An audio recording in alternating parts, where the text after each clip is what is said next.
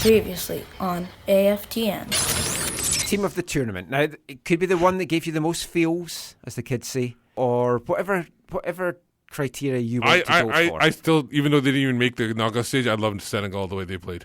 Oh, yeah. I like the way they played. If only they could have kept track of fair play points. I don't think they were concerned about it during the games. Yeah, I don't think that. It might next time round. Yeah.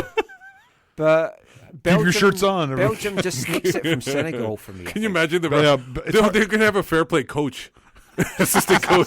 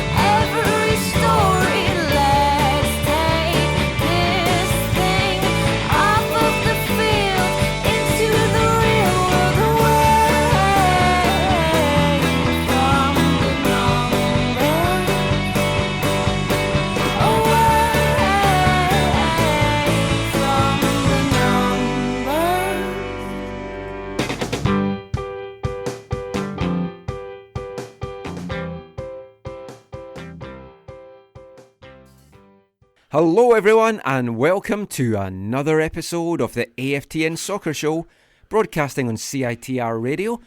Welcome to AFTN's Vancouver Whitecaps end of season episode. I jest, of course. That's going to be next week after we lose to Montreal and Minnesota. Well, yes, you are listening to the AFTN Soccer Show. If you're listening to this show in the podcast, it is episode 285. I'm Michael McCall. I'm Steve Pander. And I'm Zachary Adam Eisenhower. And we're surprisingly chipper considering how crap the Whitecaps have been this week. We're not going to start as usual though with the most recent game because there's been a little bit of Whitecaps news this week. Just a little bit. Yep. Don't play it down. I think it's quite a big deal. Michael Baldissimo and Theo Bair have signed homegrown contracts. It's great to have some young ones on the team. They are coming to the team. Can't wait to see them in training. Isn't Theo Bair like a pre-contract for next year? Isn't Theo Bair a pre-contract for next year? Yeah, but he's training at the moment. Well, that's wonderful. Yes. Speaking of people who will be training with the team. Or not training with the team. With A team. Yes, because missing from Whitecaps training on Friday, which set all the buzz going, Alphonso Davies. I saw somewhere, I don't know where, someone posted this, that there were reports of vehicles from a certain country at his house. That was Martinengo. At his billet's house. Yeah, his brother lives near Alphonso Davies' billet's house, and he said there's German cars around. There's never been so many German vehicles camped outside there since the annexation of Poland. I'd get a little bit concerned. I told you they don't take World Cup losses and first round exits gracefully. Oh, man. But yes, Alphonso Davies, Auf Wiedersehen. Auf Wiedersehen. Auf Wiedersehen, Pet. Germany finally gets his revenge on Canada for World War II by taking Alphonso Davies. He's going to Bayern Munich. Or is he? Maybe East Fife will come in with a light bid. I've put them on the radar. I'm hoping that we haven't seen the last of him in a Whitecaps shirt. Nobody knows what's going to happen. Is he going to be allowed to stay with the Whitecaps for the rest of the year? Well, I'm sure he's got some freebies, Whitecap shirts. He'll wear it, once in a while. Well, at least he hasn't appeared online posing in a Bayern Munich shirt just yet. Thumbs up. Yes. Oh, man. It's exciting, isn't it? He's going to go play at a proper football club. It's well, you must be cock-a-hoop. Oh, I'm Did you have anything to do with this? Everything. Okay. And by everything, I mean absolutely nothing. I know the sway you have. Yeah, oh, yeah. Oh, the sway. Do you think Basti put a good word in after my probing questions of him the last time? No, I don't think so. What do you mean when he said to you reporters like 3 times, I haven't seen him play? Yeah. Why are you asking me about this guy? Who is who? A 17-year-old Canadian. Didn't even know how old he was. Yeah. Yeah, Alphonso Davies. If you've been living under a rock, it would appear that Alphonso Davies is going to Bayern Munich. Well, I was living under a rock because I was working on Friday when all this was breaking and whatever. Oh, same with me. I can't remember. I finished work, came back home, and then threw away my phone somewhere, and then didn't find it for like 5-6 hours. Then I saw everything like breaking out. Well, I got a voicemail from Mass, which. That means it's serious. He actually dialed a number. So I called him back, and we were talking. There's a few things going on, and he's like, "Oh, have you heard what's been breaking with Alphonso tonight?" And I was like, "No, dude, Not his leg," you said. And I said no, and then he started telling me everything and whatever that was going on. So then I got off the phone. I messaged someone. I said, "Please." At Bayern? No. Oh, okay. No. I'm just asking. The only guy I know at Bayern is like the supporter ultra liaison guy. He's awesome. But anyways, should we call him right now? Yeah. No. So I messaged someone. I was just like, "Is this real?" And they were like, "It's real and it's done." Yeah, it's a done deal. We can confirm that it's a done deal. Before we talk any more about it, though, let's hear what Robbo had to say after the Seattle game. Not a lot.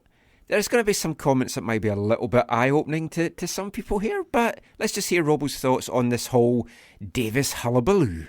Well, Alphonso's got permission from the football club to take the weekend off.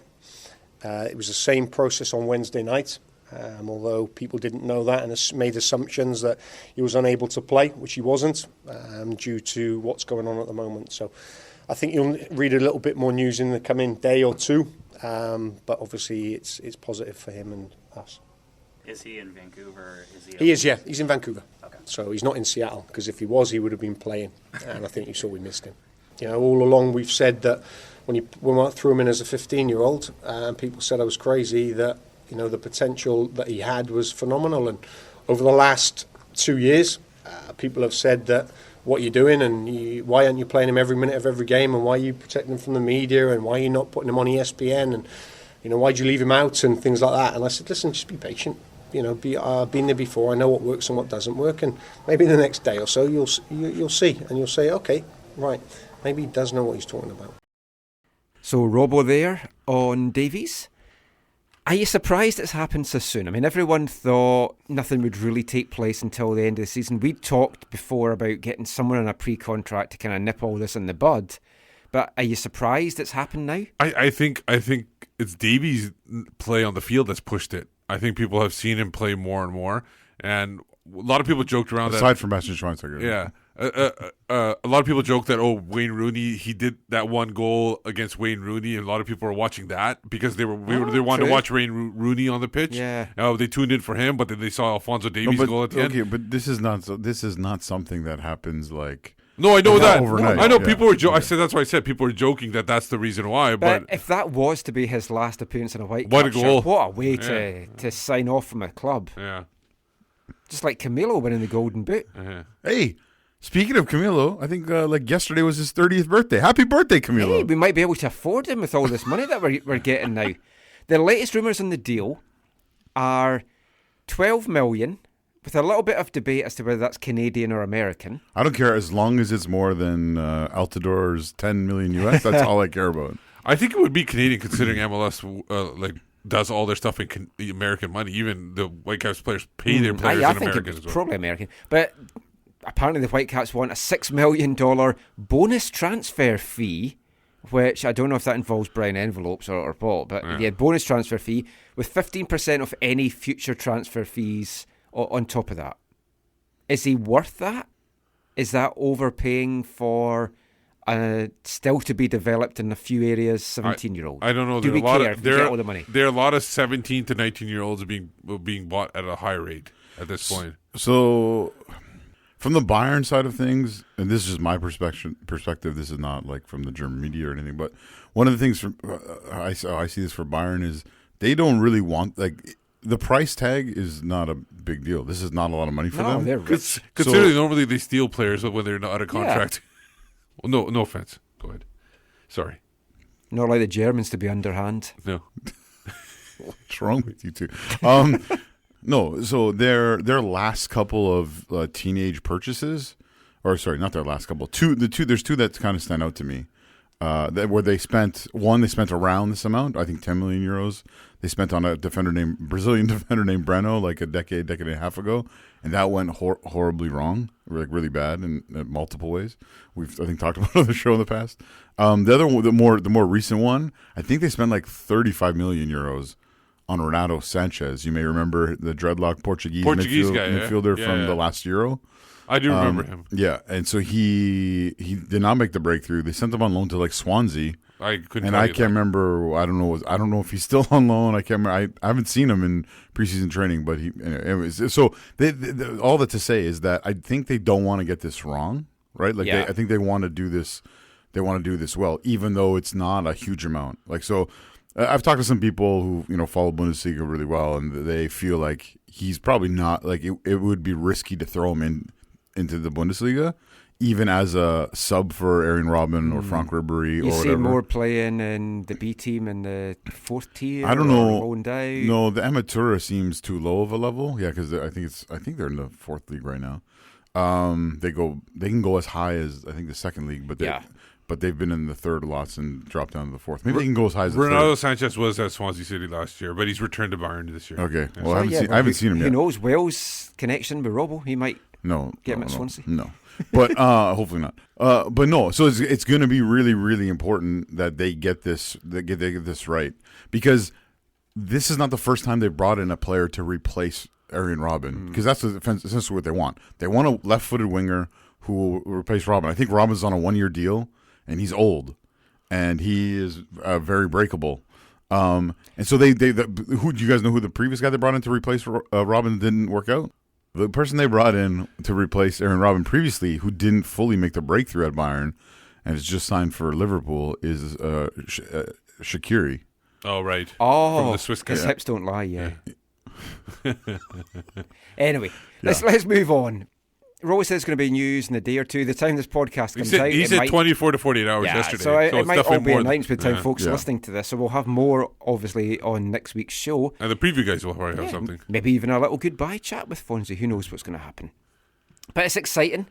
But yeah, we've got to turn our attention now for the rest of this part to the Seattle game, which we're just going to go through very quickly. Why? What's to talk about? Not going to go into this match at all, but quick thoughts on the overall performance with the Whitecaps. It was a lack of effort. Abysmal, dreadful. Just very, very disappointing. Debacle. This is more than disappointing at this, but last week was disappointing. This was just you're right. It was in one sense, because it was the Cascadia Cup game, it was a bit disgraceful. Were you happy with that starting 11 before the match kicked off? Because I thought that wasn't a bad starting 11. It was a shift to a 4-3-3, right? Yeah, it was. Apparently. Yeah. But they it was changed. Hard to tell. But at times. they changed to 4-4-2 once Mosquito came on. The shape, just in general, was horrendous. At one point, Juarez was playing up top with Kamara. That might not have come across on the TV, but there was an attack, and it was Kamara and Juarez breaking, and it's like, okay. I think Juarez was also centre back at one point. It looked like there just seemed no shape. Reina was all over the pitch, everywhere. and Reina was off too, definitely. Played so many positions. Just had to get in the shower was just early. like, it was not good. No. I Like don't think he would have been Kamara- playing, though, if Davies could have played. That's the thing. There was no way that Teixeira would have been in the team. The one thing about basically last week I said this team was inconsistent. I'm switching it to being very consistent. Yeah, they're It consistently was bad. bad. Yeah, consistently bad. So with a spot of good once in a while, but Well, going down early, Steve. it wasn't just a killer on man. changing the game plan. I turned to the guys around me. I was sitting beside the Radio Cascadia guys, and I said to them, may as well just pack up now. That's it. That's the game done. I'm going to just beat the traffic and get up the road. I think the supporters need to start off with we're going to need 3 goals. A chant right off the bat. Right off the bat. Well, before the game, I was chatting to Jeff from Seattle Times, and he was like, tell me a bit about the Whitecaps. I went, well, basically, we have to score 3 goals to win a match. And then after 20 minutes when we're 2 down, I was wanting to seek him out saying, see, told you. Not going to happen, though. That was the Sounders' first clean sheet of the season. Yeah. That says a lot. Yeah, There was a clear penalty as well that Henry gave away. I felt a little unfortunate. We had a shocking first 20 minutes or so, just in general. He had But the got handball booked itself. for giving the ball away and then trying to make up for The it. handball itself felt a little bit unfortunate. Obviously, his hand can't be up No. there, but Just ridiculous. I think he's paying tribute to somebody who passed away when he was, but he forgot to do it after the play was over. He's paying tribute to the Whitecaps season, I think. Does this open the door for Aha to come back in? No, I don't think so. I think he started playing better as the game went on. Should we go to 3 at the back? Just go gung ho now. Should we go to 5 at the back? To keep a clean sheet. Yeah, seems to work for Minnesota. Yeah. But we'll come to them in a bit. Marinovic's howler. it looked. I think terrible. he guessed on where the shot was going. or Someone something in like front had their phone out and was watching the replay. On the replay, I thought you meant one of the Whitecaps defenders, because that would explain a lot. yeah, no, and it looked like it got a deflection. But then I watched it Yeah, again. And from one of the angles, it looks like it hits off Kendall's shoulder. Yeah. This was a big debate in the press box for about 15 or 20 minutes. And one of the Seattle guys that was behind us said, I don't care. Are you guys going to keep talking about this for the rest of the game? It's a goal. Who cares? But Yeah, Flounders don't care. Marinovic was like... It was that dodgy. was a bad one. It was dodgy. Yeah. He maybe didn't expect to swerve, but a world-class keeper should expect to swerve. It wasn't Evan Bush dodgy, but we'll talk about that later. Yeah, we will.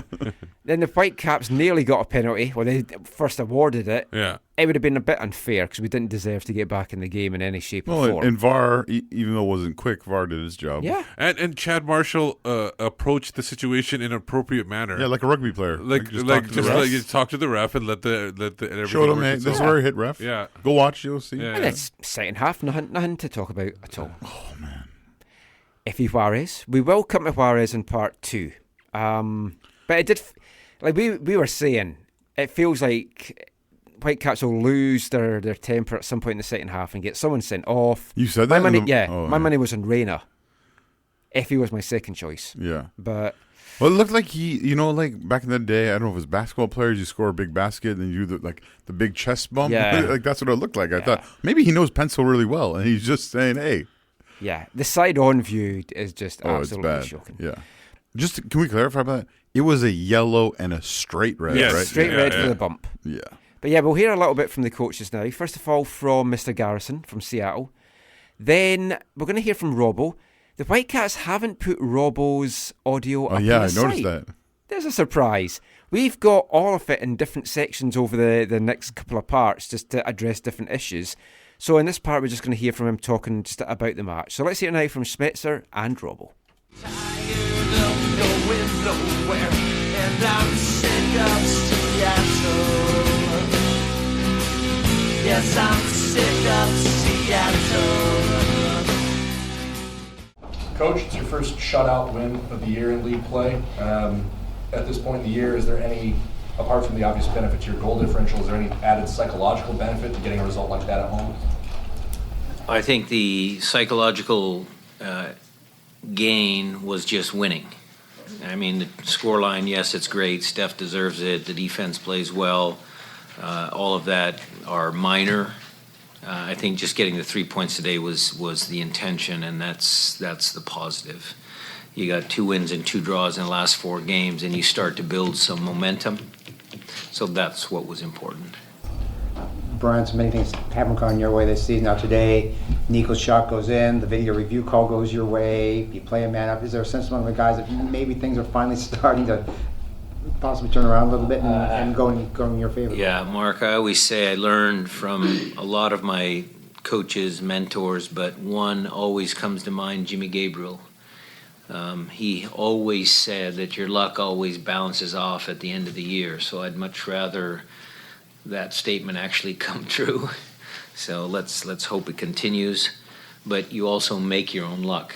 I think the guys went out there today and performed at a high level. You know, Vancouver's desperate for points. You know, they rested a lot of their guys in their midweek game, so they were prepared for the match. The VAR call, that's exactly what it's intended for. Because Chad knew, you saw right away when it hit Chad, he was like, it hit me here. So if the ref calls that penalty, no VAR, then they get a penalty, a chance to score. So VAR did its job. As far as Nico's shots are concerned, I can say against LAFC in the home opener, shot from distance, the ball moves. Nico's ball was moving. So I wouldn't say that's luck. I would say that that's just a guy hitting the ball, and it was able to move twice, and it caught Marinovic by surprise. Coach, how did the Vancouver Whitecaps going down to 10 men impact the game mentally? Mentally? Well, I think our guys hopefully didn't let off the gas too much. They have to still stay focused because you cannot ever lose focus for 90 minutes. But it certainly was a blow to them. You could see they were deflated. They had put a lot into the game. It was hot. They were working. And then to go down a man, it's challenging. We have played down a man a couple times this year, and it's never easy. So you don't want that to happen. Certainly gives the team that's up 2-0 a really good chance of closing out the game. Well, we've had an open chat in the locker room in there. The brutal assessment is we're too soft. We give away too many goals, soft goals, 2 mistakes today in the first 20 minutes against a good team. And you're not going to win games of football like that. So it's disappointing. My blood is boiling at the moment, although I remain calm with yourselves. But we're not good enough to just turn it on and off when we want. And we've seen that this week by the goals we've conceded on the top of the box. 3 games, 3 goals on the top of the box, totally soft. Kind of an indication what the team's going to be like without a guy like Alphonso, and then how do you get a replacement? Well, those are the $1 million questions. I think, I said to the guys in there, they played okay today, but okay against Seattle, against a good team, is not going to win you a game. You have to play to your levels, and you have to perform. And when you give away a mistake, a penalty, and I haven't seen it, if it's a handball, it's a penalty, and then we give away a second goal, sloppy mistake on the top of the box, someone not blocking the ball correctly, and obviously Steph then has mistimed his dive, but it's a goalkeeping error, and then you get a man sent off. I'm sick and tired of saying to you, it's okay. No, it's not okay. It's not okay. I'm sick of playing with 10 men, but the 10 guys did not give in. So that's a credit to them, but we need to be better across the board. If you're saying that the team's too soft, yeah. Obviously then if they get harder, you could get more sending offs or more bookings. Yeah, no, there's a difference, Michael, I think, with being soft and being difficult to play against. I think teams in the past, we've been wanting to win our individual battles, which is the most basic thing in football, be hard to play against. I think we're quite nice to play against at the moment, and I don't like that because people get caught up in our, you've got to possess the ball more, or you've got to do this and you've got to do that, and you've got to be better at your counter-attacking. But you can only play a certain way based upon the players you have. I think every team in the world wants to play the Man City way, but no one can.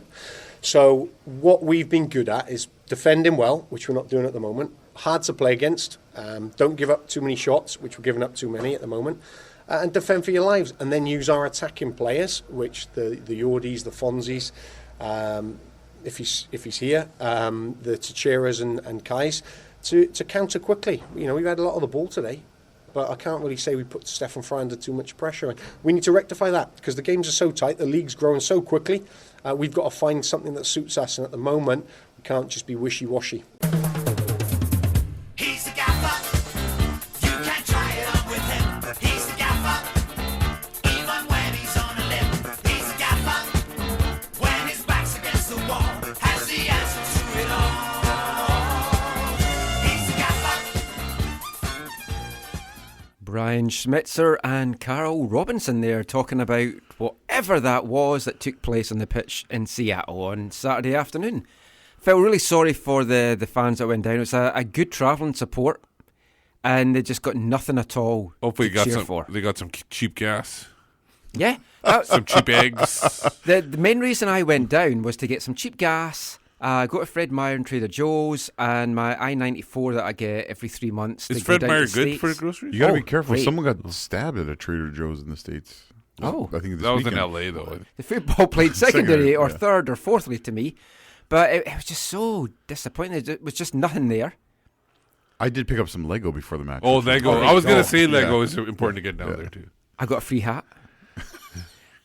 Any players get pass marks for you? Marcel de Jong, I thought. Yeah. I thought he gave an effort, and I thought he kept trying. I thought Kai Kamara, he was basically on an island. It was hard to say for him to do anything. He's the only one that sent in a decent cross into the box. He was not happy after the game. Yeah. I'd asked to speak to him, but he'd left by that point. I honestly don't. I think there's a major disconnect between the other attackers and him. Yes, and that's There's why a few times the I guy was watching. You won't have seen this on the screen, but like from watching up above, he was gesturing and not happy. And I think we've never seen this before from him. The other he's person, right though. It's like you can't knock him for it. I bet you he wishes Higuain was on the team right now. No, you talk about the high view. That's the one interesting thing about going to Seattle away now that the supporters are in the 300 level is you do have quite the perspective on the match. So. Robbo kept us waiting for about 45, 50 minutes after the match. It was a complete dressing down. There was like an open locker room, as he said there. Hairdryer kind of situation. Yeah, Felipe will play Felipe's audio in the second part. I like what Felipe says. We'll hear that. He knows they're not babies. Yeah. Jordan Much got injured. Again. Oh, yeah. That's a bit of a worry. And we don't know how bad. We don't know what the right hamstring. Right hamstring? Oh, I'm glad we waited for so long. It didn't look like a hamstring this time. I thought it was more. It looked more like it was his ankle, but I think it was adductor. Is this going to be indicative of what the Whitecaps are going to be like without Davies?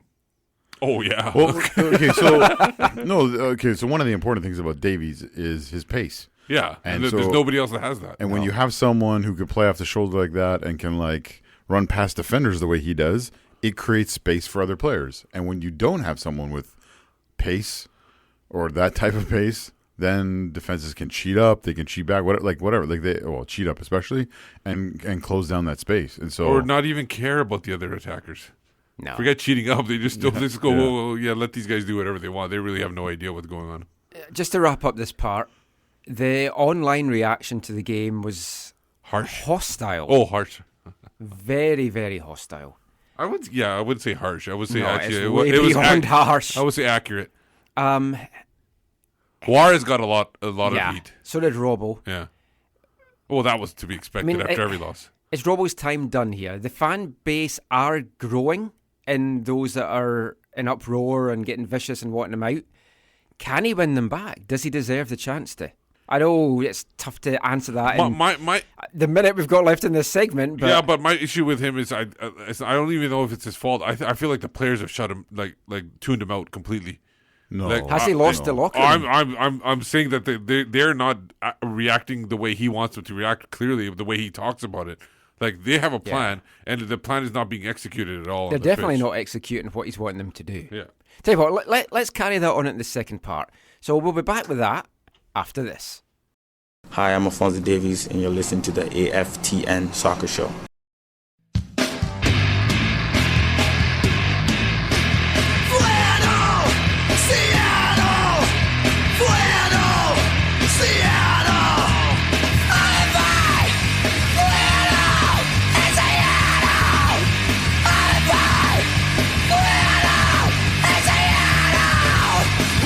Go to Seattle and get some flannel.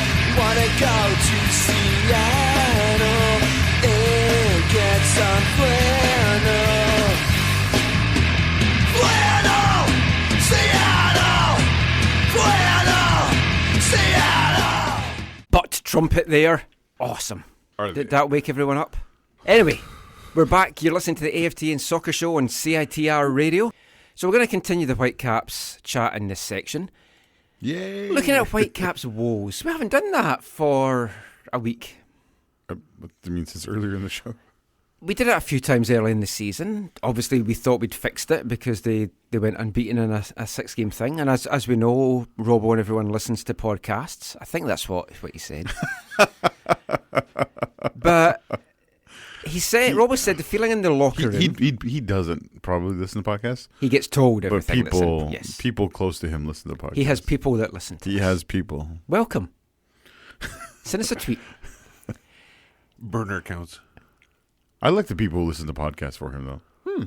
Well, the ones I'm thinking of. But that was Butt Trumpet with I Left My Flannel in Seattle. And there was a lot of flannel in Seattle after the game. Not as much as in Portland. No. Robbo said that the feeling in the locker room is that the team is too soft, too nice to play against. we need some real bastards in there, I feel. I'd have a team of bastards, basically. Tough tackling, but not maybe getting sent off. Yeah, exactly. By just bumping the referee. You sound like Slamo. Slamo and Humphreys. But you need some aggression in there. But it's not just about that side of it, it's the mental toughness. When they went a goal down, like I said, I felt it was over, and I think some of the players believed that as well. No fight in Seattle. It was a little bit reminiscent of the playoff game. Oh, man. No, actually, okay. I don't think it was. I guess the result was. And we didn't think they were ever going to score. Right. Was kind of right. The thing about the playoff game is it felt like they did what they were asked to do, right? Like there was a game plan, and the players, it felt like they lived it out, except for nicking a goal. It felt like it did feel it. As much as I appreciate the players, it felt like the effort was lacking from a number of them. But who do you put that down to? Is it on the players? Is it on the coach for not getting them fired up? Yeah, Has Robbo lost the locker room? How often? How many times does the coach have to get them fired up? These are professional players. No, 34 plus cup. I blame the players. I'm totally on the players. Totally on the. And I'm not saying before folk throw their headphones on the ground or whatever listening to that, I'm not saying that Robbo is faultless in this. Far, far from it. But that performance on Saturday, Robbo put out the team that I think most folk would have put out. Brought back Waston, brought in Marinovic, went with Jake as right back, which I think a lot of folk wanted. I don't know what else he could have done with that team. Went with an aggressive 4-3-3 lineup. If the players can't rise for a Cascadian derby, I don't want those players at the club. Same in Montreal on Wednesday. I don't recall. I'm having difficulty recalling Reina being mentioned in the broadcast, Teixeira being mentioned at all on the broadcast, and you don't want to just single out those two, but it's hard to remember those two guys. Mentioned. I give Teixeira some credit. Like, he didn't say anything stupid this game. Look at the Montreal game on Wednesday as well. You had Breck Shea that just simply did not look interested out there. Yeah. Oh, well, but we've talked. How many times can we talk about Breck Shea? Maybe Breck Shea. Not enough. Breck Shea. Maybe he was interested when the feed was actually not working. Oh, maybe. So maybe we missed it. That was a lot of it time for me. Yeah. Like Breck Shea is a nice guy who has some talent at football, but he's not passionate about football. Like, loves his hat. He should be when he's on the bloody pitch. He should be. But this is why Breck Shea is still playing in MLS. Yeah. With Breck Shea's abilities, he should be playing at a higher level. Yeah.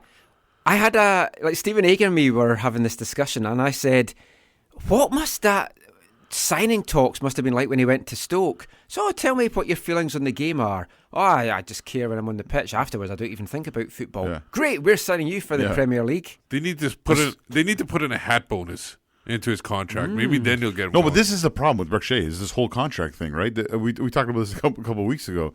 Like, the coaching, like, my understanding is the coaching staff did not want to bring him back for this year, and they were told, as long as you don't play him this many starts or this many minutes, you're fine. And so they did that, and they were. I haven't heard this from them, but I've heard this from other people. My understanding is they got through the regular season, they didn't go over his whatever, and then they were told, in the cup you can play him as much as you want. So then they played him in the cup, and that's why he's still here. That's what re-upped his contract. Yes, it triggered his contract. Yeah. So the coaching staff did not want him here, and you go back to those comments last year when Robbo said in the postseason thing, like, oh, Breck Shea won't be a DP in Vancouver, right? Do you remember that? Right? Yes. That's because they did not want him here. The coaching staff did not want him here on the wages he was on, and on a DP contract, they did not want him here. But when it wasn't the coaching staff who screwed up this whole minutes and games thing, it was the people who do the contracts, and they haven't been held to be accountable, and they should be. But that's not how the Vancouver Whitecaps work. Robbo said that there was an open discussion. Felipe was the first player to come out and talk afterwards. Again, this audio is not up on the Whitecaps site, so we're going to bring it for you now. Interesting comments from Felipe. I love what he has to say here. So, Carol mentioned it was a very open discussion in the locker room after the game. What is the mood like amongst the squad just now? I think this is an important thing. Always be truthful to ourselves and be always honest. We know it's not good enough, and we as the leaders of the team, we need to do better.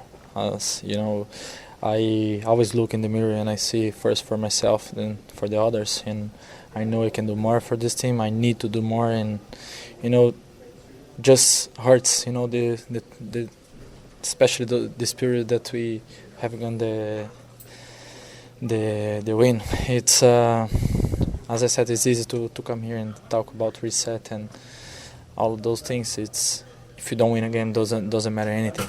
And we have 13 games.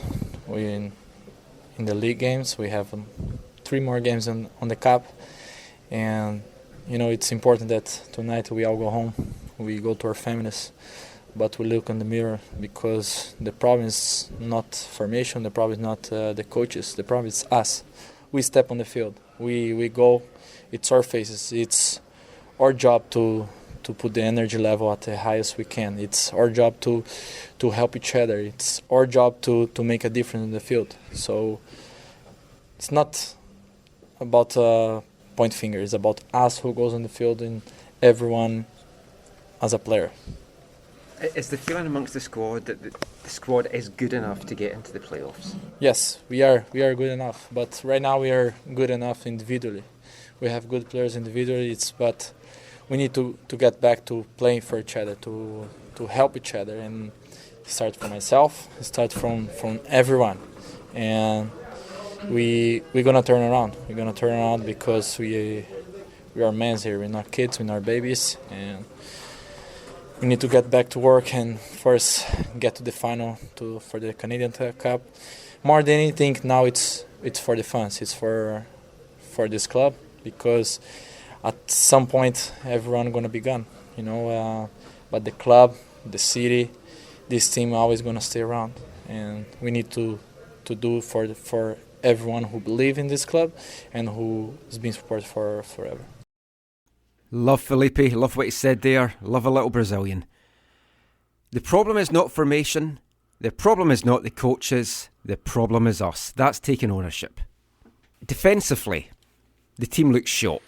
There seems just nothing there. Doesn't matter who plays, goals are getting given up. You know who's between contracts right now, although I believe he has something lined up, is defensive midfielder. Oh yeah, Gershon Kofi. We need someone. Yeah, we do not have enough defensive midfielders. Yeah, you're right. But not. We need any more. We need one. We need one to stop the shooting from the top of the box. Yeah. But we need one that's going to stay on the pitch. I think Matthias Lab is expecting his second child. I think now. The thing is with Gershon, though, I do agree that he was always in the mix, in the mud, or if you want to, mixing it up. Far too inconsistent. He was in the mixer. But let's not revisit Gershon Kofi. Why not? He was at the game in Montreal, eh? Yeah, because he's going to Turkey. We'll see where he goes. Oh, he might not be going to Turkey. LA Galaxy? That was a good one, Steve. Good callback. That was good.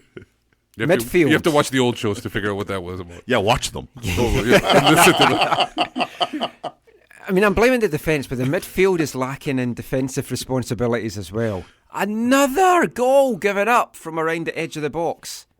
This was a giveaway by Juarez, I think, but I don't blame him totally, because Reyna usually somebody should have been out there on the right side to get past to, and he didn't have anybody to pass to. Steve, I Reyna thought you would give it all to Juarez. I do give. Okay, most well of it. let's get to the elephant in the room, the Mexican elephant, Efrain Juarez. His reaction was indefensible. I wonder if he's going to tell his grandkids about this one.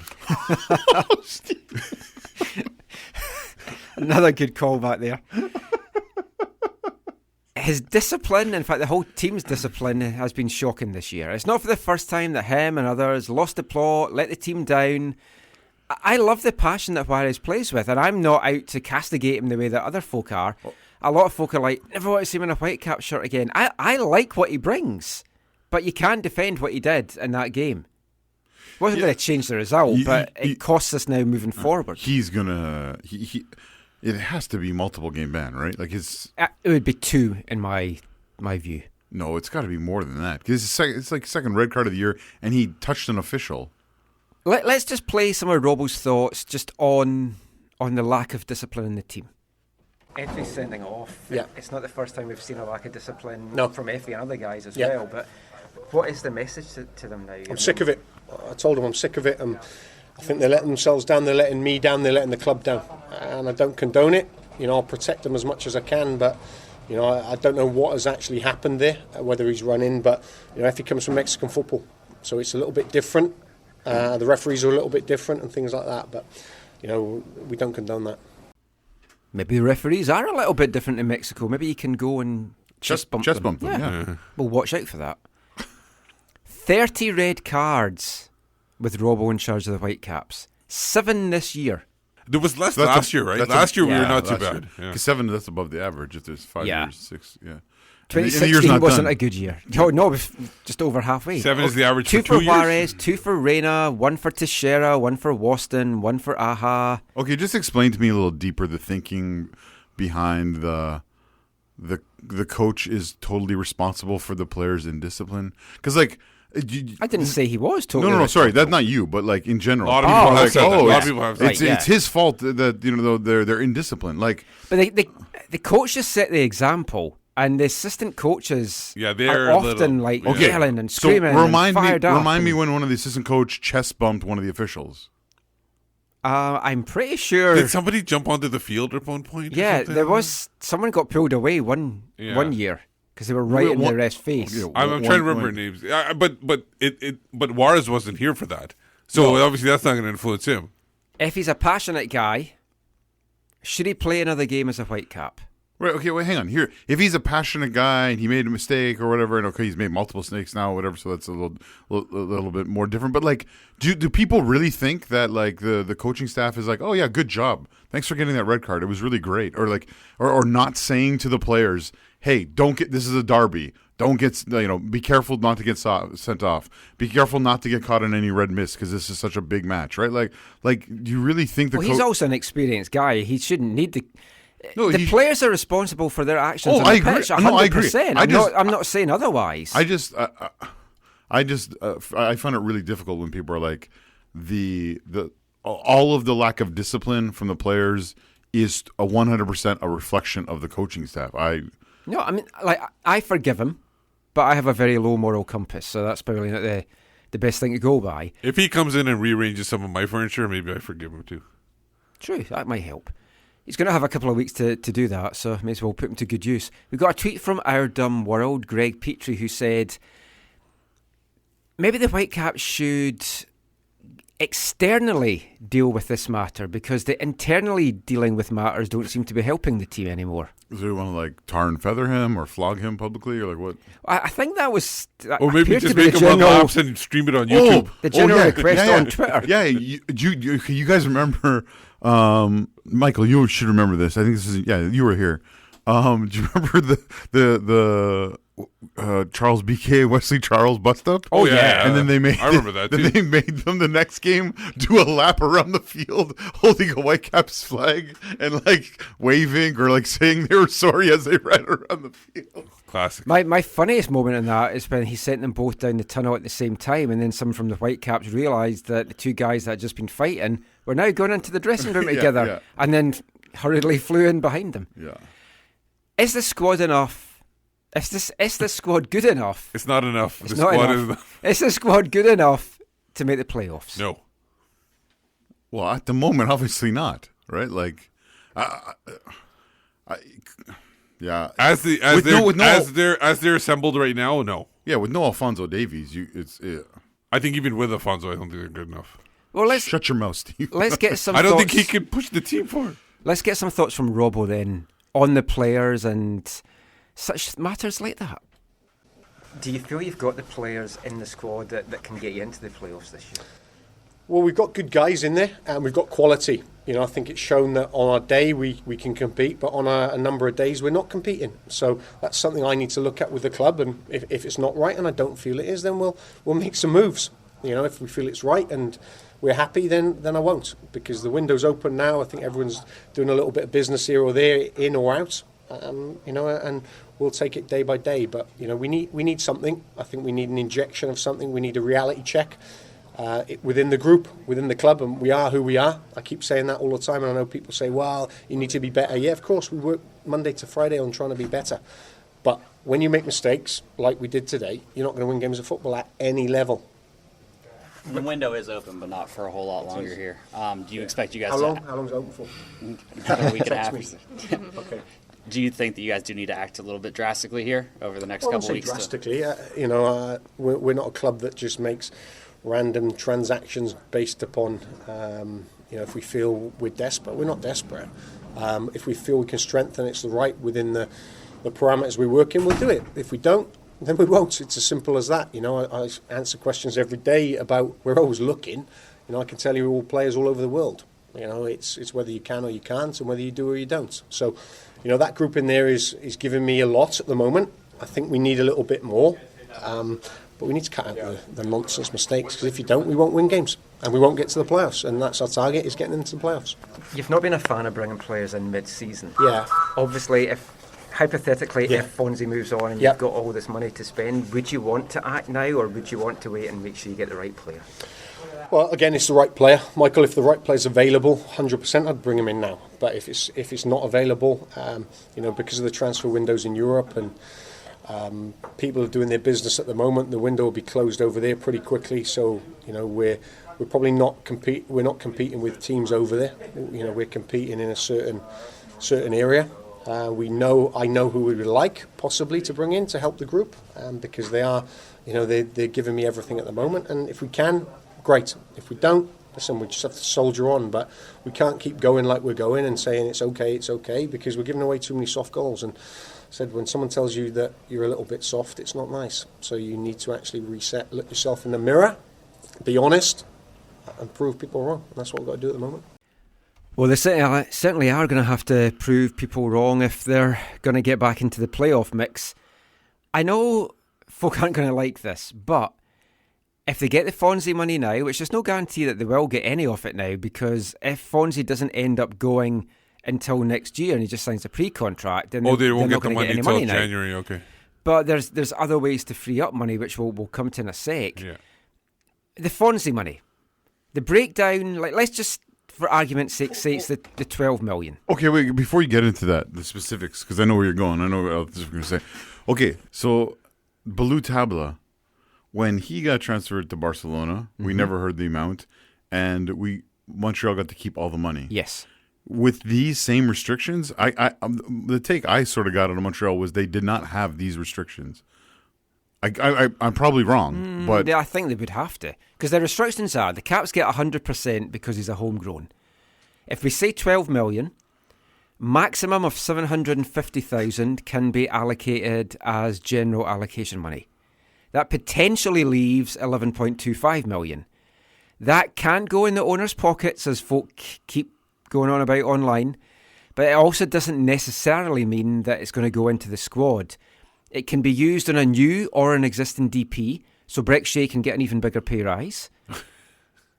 MLS can approve it for an investment into the club or for an expense that the Whitecaps might otherwise not have had. New towels for the Red Sea. Yeah, private plane to Germany to drop Fonzie or something like that. But yeah, it could be spent in the residency, it could be spent on the training facility, stuff like that. If it's not used in the squad, though, there's going to be absolute uproar amongst the fan base. And for me, that's going to be the final straw for many. I know a lot of folks already reached the final straw, but if the Whitecaps get a whack of money and it's not seen to be put in the squad, there's going to just be carnage. 2 questions. How would you like it to be spent, and how do you think it will be spent? Well, I think here's the thing: if the Vancouver Whitecaps come out and say the same thing they said at the town hall about the Octavio Rivero money, people should react appropriately, and they should demand to know where that money is going. Yes, accountability. Yeah, because there is none. There is none for the football committee and above. There is none. Like we already talked about before with Breck Shea. There isn't any.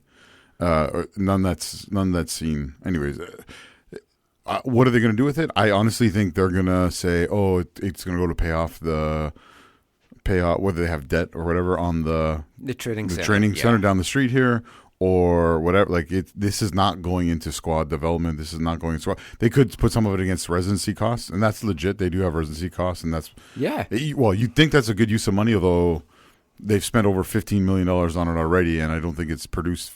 Well, I guess now you might say they would break even at this point. It's just produced $12 million. There you go. Yeah, although they obviously the residency didn't fully produce Alphonso Davies, but for me, making a big splash on just one player is not the way to go. Nope. So if they 8, 10, 12 million on one guy, no. I would rather see it used on 4 to 6 starters, real difference makers. Maybe $2, $3, $4 million DP guys, couple of $2 million guys. And I know you can't have all that many. You have to buy stuff down and all that kind of stuff. Well, the thing is, if you use this money as a transfer fee on other new players, that transfer fee doesn't affect the salary cap. No. So they could be so it could be used on a transfer fee. So they could buy salaries. somebody for $2 million, and then their salary is still 150 or 200, and they're still a regular player. My key needs would be a number 10. Yes, that's number one, and a proven goal scorer. Yeah, I would. Martin is kind of guy. Who obviously, everyone in the world is going to want. Yeah, my two things would be number 10, like you said, and revamping the wings. Well, they are going to have to replace Fonzie. I think they need to replace some more of those players that are on the wings at this point. Yeah. Also, I think you had mentioned this to me when we were chatting on the phone. Get wingers that are actually wingers. Yes. And don't turn strikers like Ibini and Reina and stick them on the wing. And Jordan Much, who's not a winger. I like Jordan Much and what he's brought. Yeah. He's not a winger. He's not a winger. Bernie Ibini is not a winger. Maybe the defence needs a bit of an overhaul as well. Get a reliable centre-back, especially as Kendall could be the next guy that might go. Kendall spoke after the match yesterday as well. Yeah. And I so wanted to ask him, are you amazed that Fonzie's gone before you have? I thought he wasn't in a good mood. Maybe get a right back as well. I know Jake's got potential, but maybe a new goalkeeper? Who knows? But we definitely need a lot of stuff. Let's just, for argument's sake, say we get some money now. Should the moves be made now, or should we wait to have the proper time to get the right players, so we don't just panic buy somebody that then doesn't work out and then we're stuck with them? Well, I agree with that. They just shouldn't spend it willy-nilly. They should get the right players in. They need to, whether that's this year, whether that's in January, for next season, that is 100%. They need to find the right players that can affect this team and push it forward. Because you just can't, like you said, you just can't buy anybody just for the sake of buying somebody. It has to be somebody that's thought out. Can adding a couple of players now turn this team around the way it needs to be turned around? Yeah, of course, in theory that could play out that way, but I don't see it happening. I don't see them either, I don't, because I feel it's deep rooted. We need to. They're not going to spend the amount you need for the quality players. Robbo basically, I'm paraphrasing him. He basically said something like there needs to be a complete rethink with the whole club. Yes. There needs to be an attitude adjustment. Really. So his words there were, before it was like you could read it between the lines because if you know him and you've been around long enough, you see he's saying, hey, we're not spending enough, but without saying that. But yeah, some of those comments after Seattle were a little more clear. There's a number of players I would like to see moved on. Breck Shea's a key one. He's on 745,000. I'm at the stage now as well. I would be quite happy to see Reina, Teixeira, Mosqueda, Ibini. Get rid of all of them. Reina's on 534, Teixeira's on 412. These are all like guaranteed compensation. Mosqueda's 130, Ibini's 265. You get rid of those four and Shea, and that frees up over $2 million. I know it's not as easy as that. You can't just suddenly get rid of players. I'm also starting to feel that Blundell's a bit of a bust. At 304,000, he was dreadful against Montreal. And I still believe he needs a run in the team to find his feet. But if he's not going to get that, we can't have that sitting on the bench. Davies is only on 72,500. We've freed up 109,000. We're releasing Fides and Flores, but we've signed Baldissimo, so that's going to be a bit of that. If Juarez was to move on at the end of the year, he has got another year to go, but they might decide not to. Do you think there's 620 freed up? So, do you think they'll ship anyone else though? I mean, obviously, they'd love if someone took Breck Shea off their hands. Yeah. But I think Ibini's the one. And Teixeira, I think, is marketable. I think they could get that off the books and get a guy that's more consistent and can play home and away. That would help. But last thing I'll say in this section, I also have issues around who is vetting the players that we're bringing in. We know there's been issues with the likes of Williams and Reina and Teixeira. There's also been other stuff in the last couple of years with some players that hasn't become public knowledge as well. Who is responsible for vetting these players' characters? We're always told, I like to make sure they're good character guys, good family guys. It's not coming across that way. No. Yeah, there's a lot of players who, like, it's early days for some of them still, I guess, in one sense, but the Whitecaps lack an actual like identity, right? Like there's no like, I mean, in style of play, yes, they're a trend team that plays in transition and blah whatever. But like, there's no like what this whole idea. They used to talk about like we want our players to know what it means to be a Whitecap. That's yeah. The one thing I want to mention about the players that you about moving on, what I like to see, one position, I'll use one position for example, the holding midfielder position. If you're going to use two holding midfielders on the pitch, one, I kind of like Felipe, so I would keep him. I would bring in another holding midfielder, a different one, get rid of Juarez and Gazal, and as your backups, Tybert and Norman Jr. Yep. Very serviceable backups. Because you don't want to spend that much money on holding midfielders when you got other players. Felipe's also not, to me, a holding midfielder. He's completely wasted. He's there. more box to box. If you look at what he produced when he first arrived here, he got up to 6 assists, and he's done nothing since. Well, he's done a little bit, but he's not done a lot since he's had to play deep. Yeah. But you get rid of all those players that I talked about there, along with like Aaron Mond, who's on 190. Franklin, who's 150, Much is 284. That frees up 3.7 million. Yeah. Which makes me feel that the money that's being spent just now has not been spent wisely. But anyway. Wait, did you say money has not been spent wisely? I know, it's shocking. But we'll be back with a little bit more Whitecaps chat, looking ahead to the game in Montreal, and also a little bit of what happened in MLS this weekend after this. Hi guys, this is Felipe. Thanks for listening, AFTN. Welcome back. You're listening to the AFTN Soccer Show on CITR Radio. It's been a bit doom and gloom in the first two parts. I guess that's what happens when you're talking about the Whitecaps. So let's bring the mood up. Let's bring wavelength forward a little bit earlier into the show. I've decided to put Football Violence Awareness Month on hold to August. Bit ironic considering Toronto fans, which we'll come to in the headline section. But I thought, I'm going to cheer things up. I'm going to bring you a punk song from a band from my hometown, Glenrothes and Fife, Newtown Grunts. This is from 1999, and this is called Everywhere She Goes. My girlfriend knows a lot about football. In fact, there's nothing about the game she doesn't know. She goes to all of the big matches, from Gay Paris to Dublin and Glasgow, and she knows all their songs, and she knows all their cries, and she knows who won the 1924 Scottish Cup, who played in goal for the Rovers, who's got the least, who's got the most, and she sings my head in English to go. She follows their Celtic. It broke her heart when, you know, they never know. She's got a shiny season ticket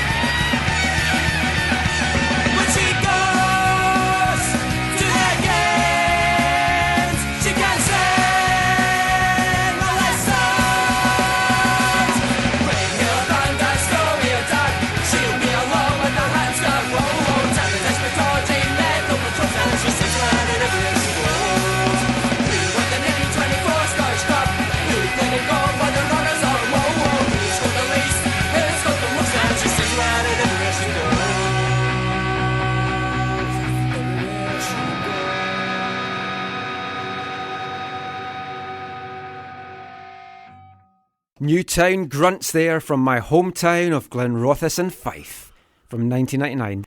That was a great song. I've been jumping up and down to that. Yeah. I think you need like an inhaler or something like that. I completely forgot all about that until I stumbled across their debut EP the other day, No Soap in Glasgow. And I was like, oh, they did a football song. And then dug that out. So there we go. Everywhere She Goes. So we know how you suspend violence, like the football violence for Wavelength, is that you get a song from your... Yes. Also, it kind of name-checked East Fife because it's talking about his girl going to Methil, where East Fife play. But anyway, let's move on to North American football talk, and we'll quickly have an MLS week in review. Yeah. The loss in Seattle. Didn't help. And other results. Well, we've slipped to 9th in the standings and points per game, but it wasn't that bad a week, the way that other games went. Sounders, though, 6 points behind us now with 2 games in hand and 10th.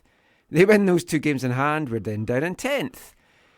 The other results, it did help us. There's a lot of draws. I do think possibly, though, that the Whitecaps should consider changing their name. Follow like York 9 and become Vancouver 10 in honour of the number of players we usually finish with on the pitch. Or Vancouver 3, because we need 3 goals every time. Oh, yes, that would work as well. 3-10. We're 4 points off the playoff line.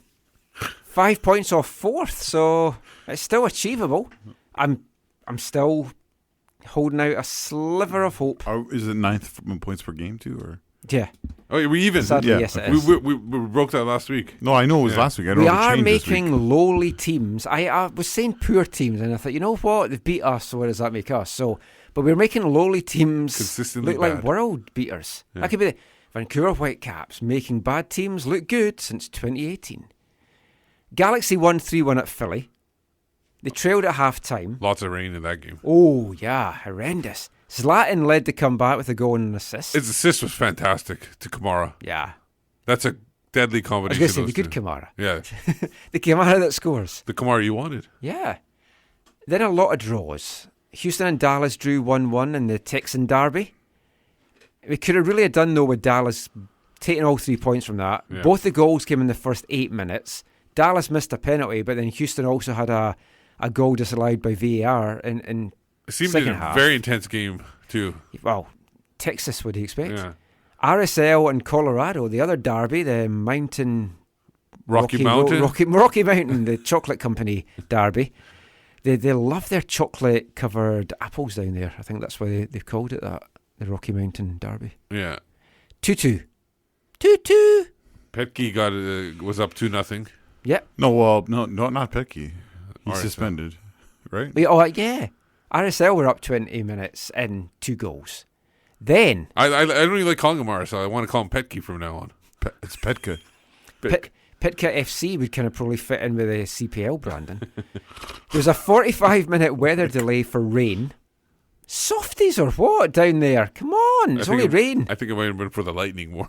Well, Jack McBean got a 33rd minute penalty, and then Dylan Serna earned a point for Colorado 2 minutes from time. That was Castillo making a run up the field, getting the shot in, and then Serna had a really tight angle shot. Yeah, nice finish. Oh, nice finish. It was so tight that Ramondo was tall, wide enough to stop that, but he couldn't get it. Not a great game. No. 2 not great teams, but it is good for us that RSL dropped at least 2 points. Now Minnesota. Yeah, we'll come to the last Saturday game last because it will tie in with our preview for Wednesday. But Minnesota today, Zach sent me a tweet. I wasn't watching the game, saying, what time is it? And I was like, oh, that means someone scored 5 goals, expecting it to be LA. The Goats. You wanted the Goats to have 5. Yeah, 5-1. Yeah. To Minnesota.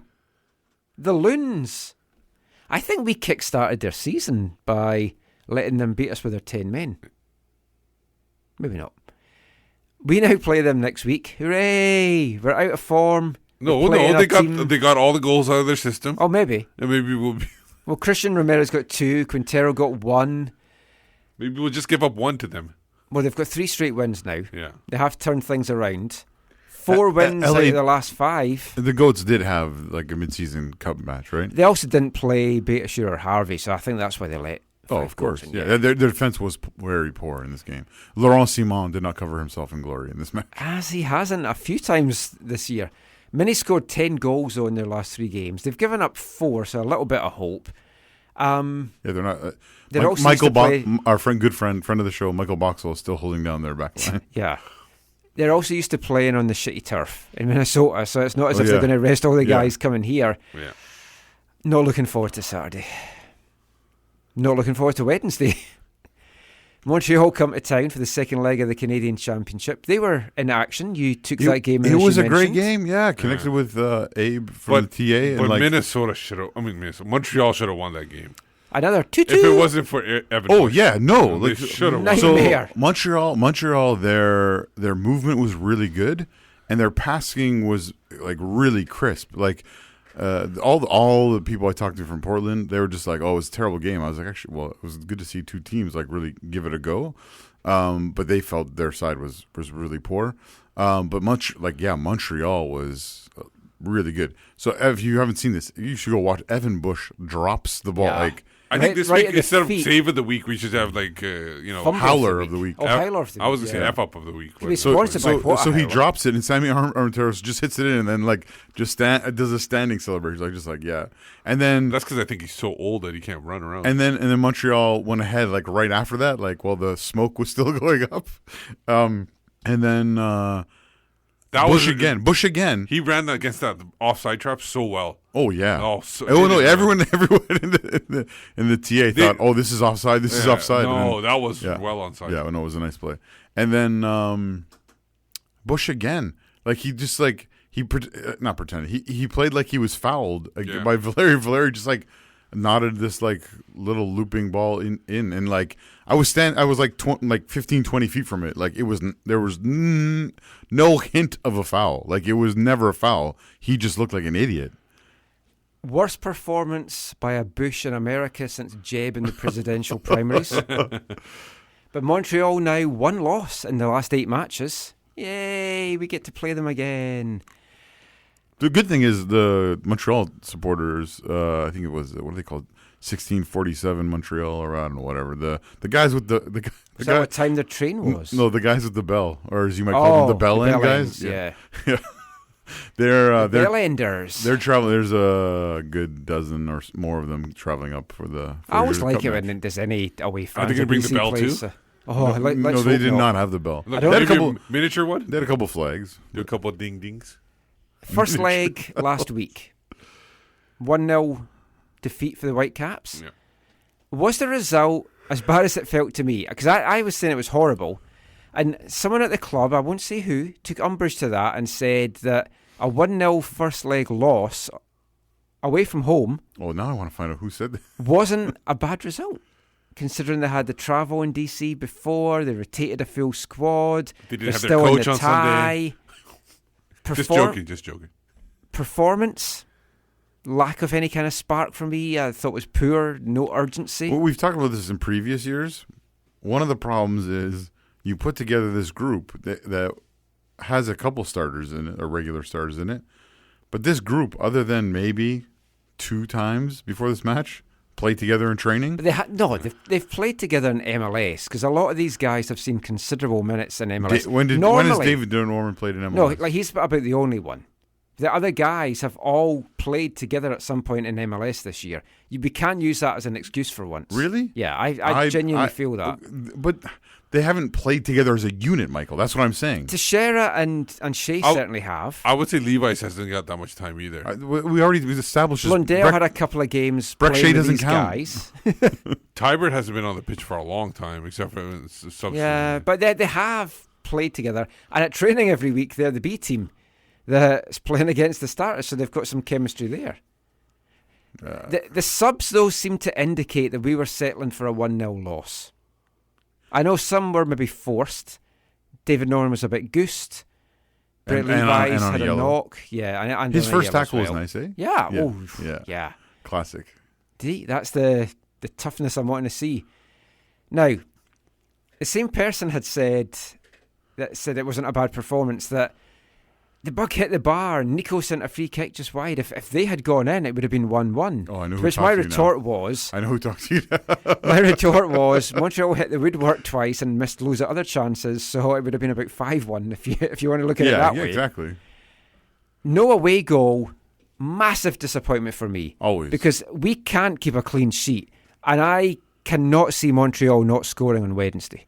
Yeah, it would be interesting to see what Montreal does, because they played, as far as I could tell, like a really full strength squad against Portland. Yeah, looked that way. And so it's going to be interesting if they go for it, or if they're like, hey, we're away from home.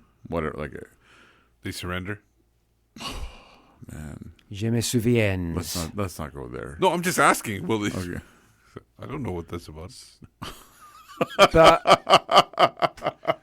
you should. Thank God we don't stream this on YouTube right now. They get an early goal. That was a good callback, Michael. Ties over.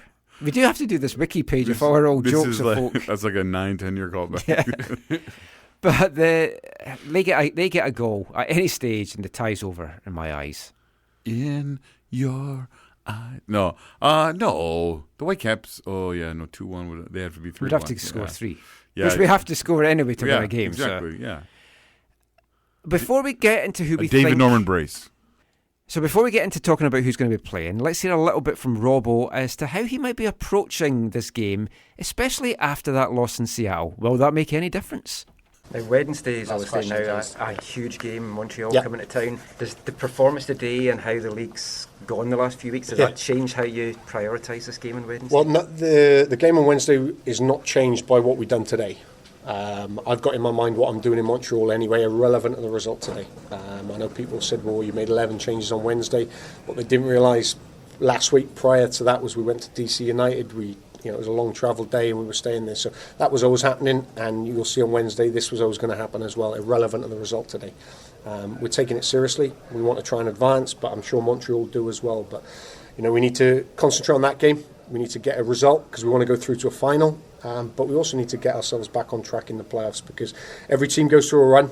We're having it at the moment. The last 4 or 5 games haven't been good enough with one win, but we've got to regroup. We've got to be honest. And be open and move forward and smile and get back to work. It's the reality of football.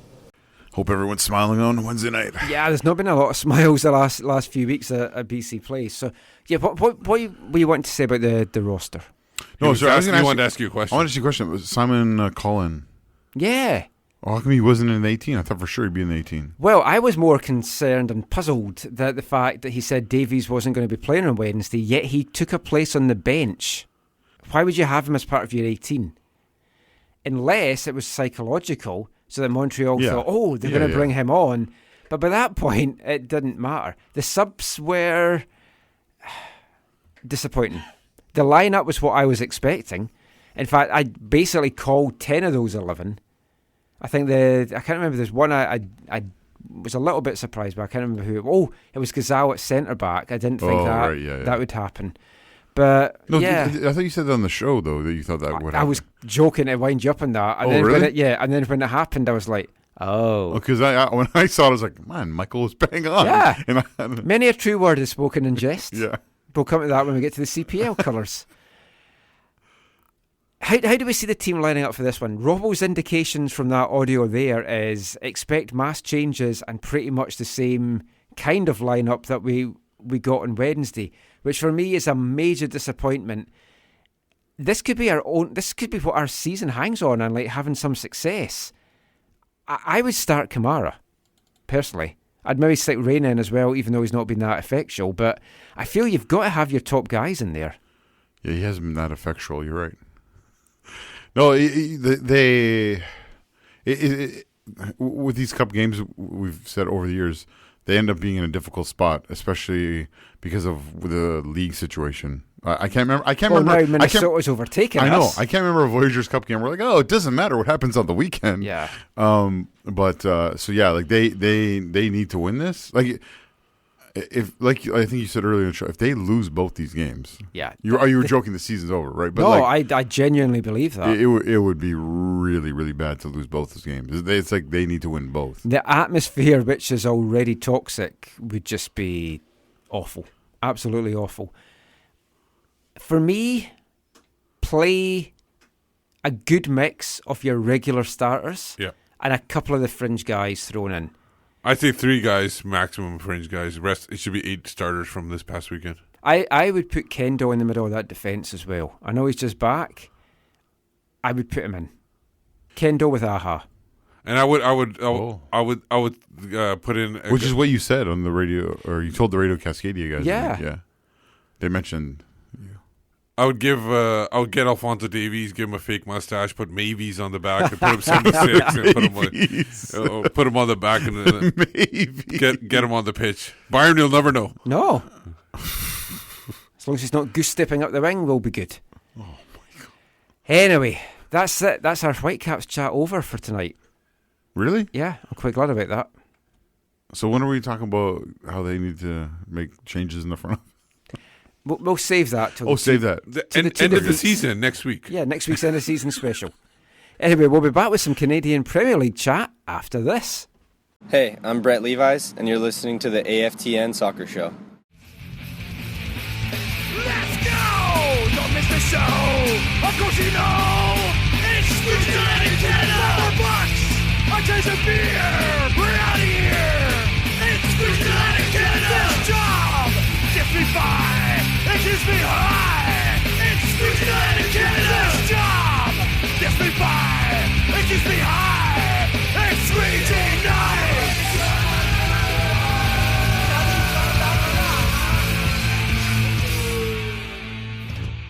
Victoria's finest, the Dayglow abortions there with Squeegee Night in Canada. Because I think that is part of the new CPL sponsorship on CBC. It's going to be Squeegee Night in Canada. Yes, that brings us nicely to the Canadian PL chat here on the AFTN Soccer Show on CITR Radio. Coast to coast. Broadcasting coast to coast. No, I meant Canadian. I meant Canadian CPL is coast to coast. Okay. Yep. Pacific FC is here. I told you it was purple. Yeah, but you said it was Seaman. Salish Seaman, I still think it's a good name. It's Lighthouse White, man. Come on. Yeah. And it's Starfish Purple. It's the white that goes through the crest meant to be the lighthouse, because that's what I see it as, the lighthouse beam. But they didn't mention that in their blurb. I don't know. They've been working with the tree for a long time. When it all came up, Massimo and me were talking, and our general feeling was that we love the crest, but it feels like there's something missing from it because there's such a big bit of colour. It just feels like it needs something. No, I'm not saying a soccer ball, but it just feels that it needs something in there. That the PFC and the what do you call Trident. it? The Trident could be in there. Big? Well, the PFC is tiny as well. That's gonna be a little bit difficult for doing TIFO. That is going to be tough. I like it. I like the name. I like the logo. I like the colours. You like the name? Yeah. Wow, it's nice and generic for yes. you? It's I don't think it's generic. Nothing to do with military. Zach, I think he wants a job there. Wait, do we get a cut of that? Maybe. As much as we get now. We'll cut this out of the podcast. I may have brought that up at the thing on Friday, but let's move on. Did you see the helicopter I flew in on? I tell you, that gave me a new love for how beautiful this part of the world is. When you see it from above like that, you should have streamed that. It's just, yeah, you should have. Did you take a video? I did take some video of it. Yeah. Yeah, get it out there. Yeah, it was give it your AV guy Duncan and get him to get it on your. But the crest I like, apart from just the fault there. The colours, when I saw it was going to be turquoise, I'm not calling it Blue Lagoon or Lagoon Blue. Blue Lagoon's a chip shop in Glasgow. But Lagoon Blue... Isn't that a movie, Steve? Blue yeah, Blue. It is as well, yeah. I didn't think you'd watch that kind of movie. I haven't seen it. Okay. I've heard of it. I've seen it. It's a good date night movie. What's it about? A young couple finding romance trapped in a lagoon. Lots of they're like shipwreck.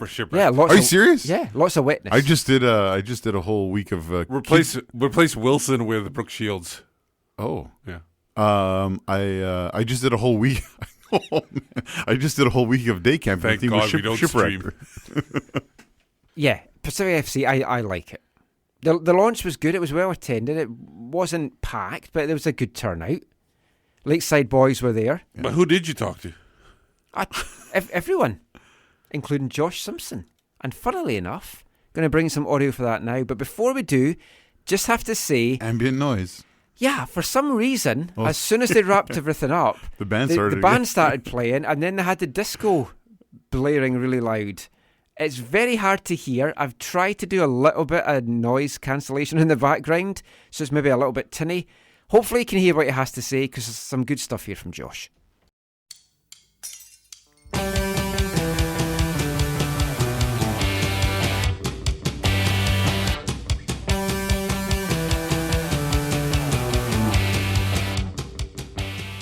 Can you break down what was behind the name and the logo? Well, listen, I'm kind of a guy coming from the island. Of course, I want to represent the island, but I'm sort of used to that situation where you got FC Zurich or Young Boys Bern. The issue we had here is we were trying to represent the entire island, and to nail out one city was just not representative of that. So after doing a bunch of focus groups all across the island, we invested a lot of time in hearing a lot of people's input. And what resonated from those focus groups was the Pacific.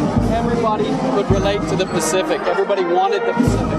And that's what kept everybody here. So it came clear with that we become Pacific FC. And just for a local guy like yourself, how special is this day for you right now? Are you soaking it all in right now? Yeah, this is one of the best days of my life right now. I grew up working hard, as I said before, spending time in Europe as a youngster, trying to take it all in and see what it's really like, what it takes to be able to make it to the next level, to be able to bring it here, bring it home, and know that my nephews can aspire to play for Pacific FC. It means the world to me. And what's next now? Season ticket drives, I imagine. Can you share with us any targets you guys are looking forward to hitting or anything like that? What we will be definitely doing is pushing membership right away. So guys can sign up today for a membership. What a member is, it gets you first place in line from the opening day at nailing down your choice of season tickets, and all the upcoming announcements come straight to you first. As far as nailing down your season tickets, that'll be in the fall. So coming up in the next months. And you said, what's next? Rob and I have been spending a lot of time piecing together our club philosophy and putting together a coaching plan. Josh, question for you. 14-year-old Josh, you made all the 14-year-olds here number one members. Now, there's a process to getting to the professional level. So, do you have a plan to work with the Highlanders, the ISL, and on down to the... It's a wonderful question. That's one thing that I've noticed being on the island over the last 6 months, really gathering information, how the island ticks. We will be working very closely with Lower and Upper Island Soccer Association, with UBIC, with Highlanders, and of course the Whitecaps, to not push anybody out of the way, but to complement the existing structure that's in place. Josh, you talked, I know, there about you've got your career in Europe, so you've been all over. Did you ever envisage a time when Canada would be able to have its own professional league? Of course, during my journey, I was dreaming of a professional league in Canada. With the Major League Soccer coming in '95 to the United States, it was not really built for a Canadian player. That's what we're trying to fill today. The Canadian player who grows up, we're focused on that player. And Pacific FC is focused on the island, homegrown players, to put them on the world stage. Also as well, being the only team in the league in BC, it obviously gives you the pick of a lot of the players here. Have you had any talks with the Whitecaps about how any formal relationship might work with them? Absolutely. Initial discussions took place a long time ago. So I think, like I said a few minutes ago, we will be looking to complement the existing what's in place. Of course, the CPL needs to look after our primary, let's say, asset, young Canadian players. Okay, what the Major League Soccer has done an outstanding job at doing is putting the US to the next level. Of course, we all saw it's a little bit anticlimactic when they don't make the World Cup, but that's football. I mean, Italy didn't make the World Cup, so it's about taking the right steps, putting the right steps in place to make it happen for the future. And just last thing for me, like looking back at your own career, the fact that you played in that B team for Canada and then you were discovered by Millwall, how often do you allow yourself to look back at that time and wonder just what might have been if you hadn't played that match? Well, that's a good question. I smile because you know my situation, you know how it happened. I did get called into the B team for Canada. But what that doesn't represent is the hours and the 8, 9, 10 training sessions per week from the time I was 10, 12, 13 years old.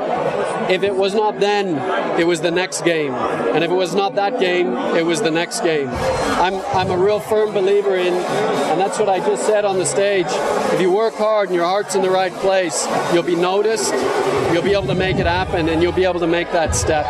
And that Millwall game was representative of that step for me. But I don't think that would have been the only one.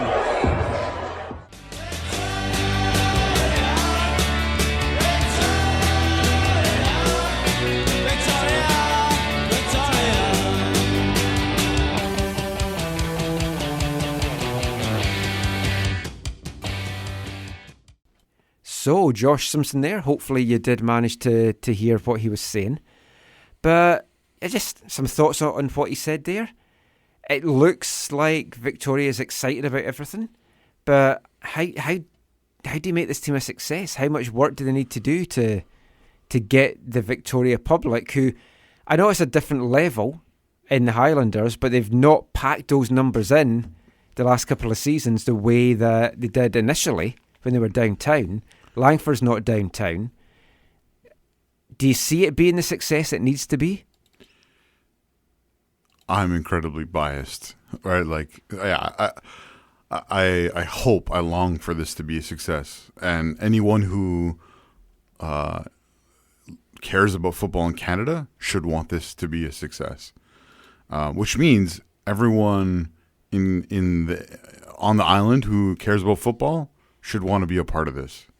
In terms of going as much as they can, supporting it in any way, shape, or form. Well, membership is open as well. You can put your name down for that. A lot of folks signed up at the event on Friday. What's your number? Have you got a number yet? I didn't sign up. Oh. Did you have to pay $50 to sign? Yeah, I wasn't doing that. I'm not going to be going over to games. Why would I pay $50? I'll go over for the opener, but then that'll probably be it, and the playoffs. Unless I'm living there and maybe working in Victoria somehow, we'll see. I got my number is 28, which is very Gershon Kofi. I felt very good about that. Perfect. Number one, of course, for Victoria is every 14-year-old. It's going to really suck if someone just turned 14 the next day or 15 the next day or that day. But that was a nice touch. No, I've heard of a few people comment on that about how good and strategic that will be for them, or it can be for them. Now the league's at 7 teams now. It is. Will the 8th team be Ottawa? It's supposed to be. It has to be. I think we'll not get that till the end of the USL season because they do keep referring to the fact that Ottawa's a USL team. There's no on the CPL website the countdown thing didn't then go to the next club will be announced. Yeah, I think it went to we're waiting to see what was going to happen. I think it went to I think there's a different counter for like the season starts in April and there's 255 days or whatever.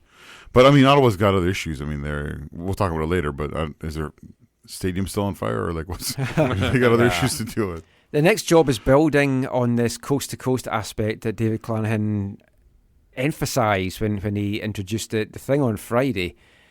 They're going to be announcing the shirt supplier. It's going to be a league wide shirt supplier. There'll be a TV deal announced, probably an airline partner. Who do you think the shirt supplier will be? I'm hoping it might be Puma. Ooh, that would be nice. Who do you think, Steve? I like Puma. Yeah. Okay. Wouldn't be surprised with Umbro though. As well. No. I don't know if because we're going to talk to David Clanahan in a bit. Oh my God, that was close. He mentioned on another interview that like with the travel and everything, that teams will they're going to have to become creative, where teams play twice in a week, or something like that when they travel to the west or they travel to the east. So that is a possibility. We're letting Steve list other interviews again. You got to do research and see what they're saying out of the stuff. Exactly. It's good to do your research. But I did get a chance to speak briefly to David Clanahan. Wanted to speak more. Again, it was very noisy, so hopefully you'll hear it. But some very interesting nuggets come out of my chat with him. So let's hear now from the CPL commissioner. And I wear it for my lady, the Canadian flag, baby.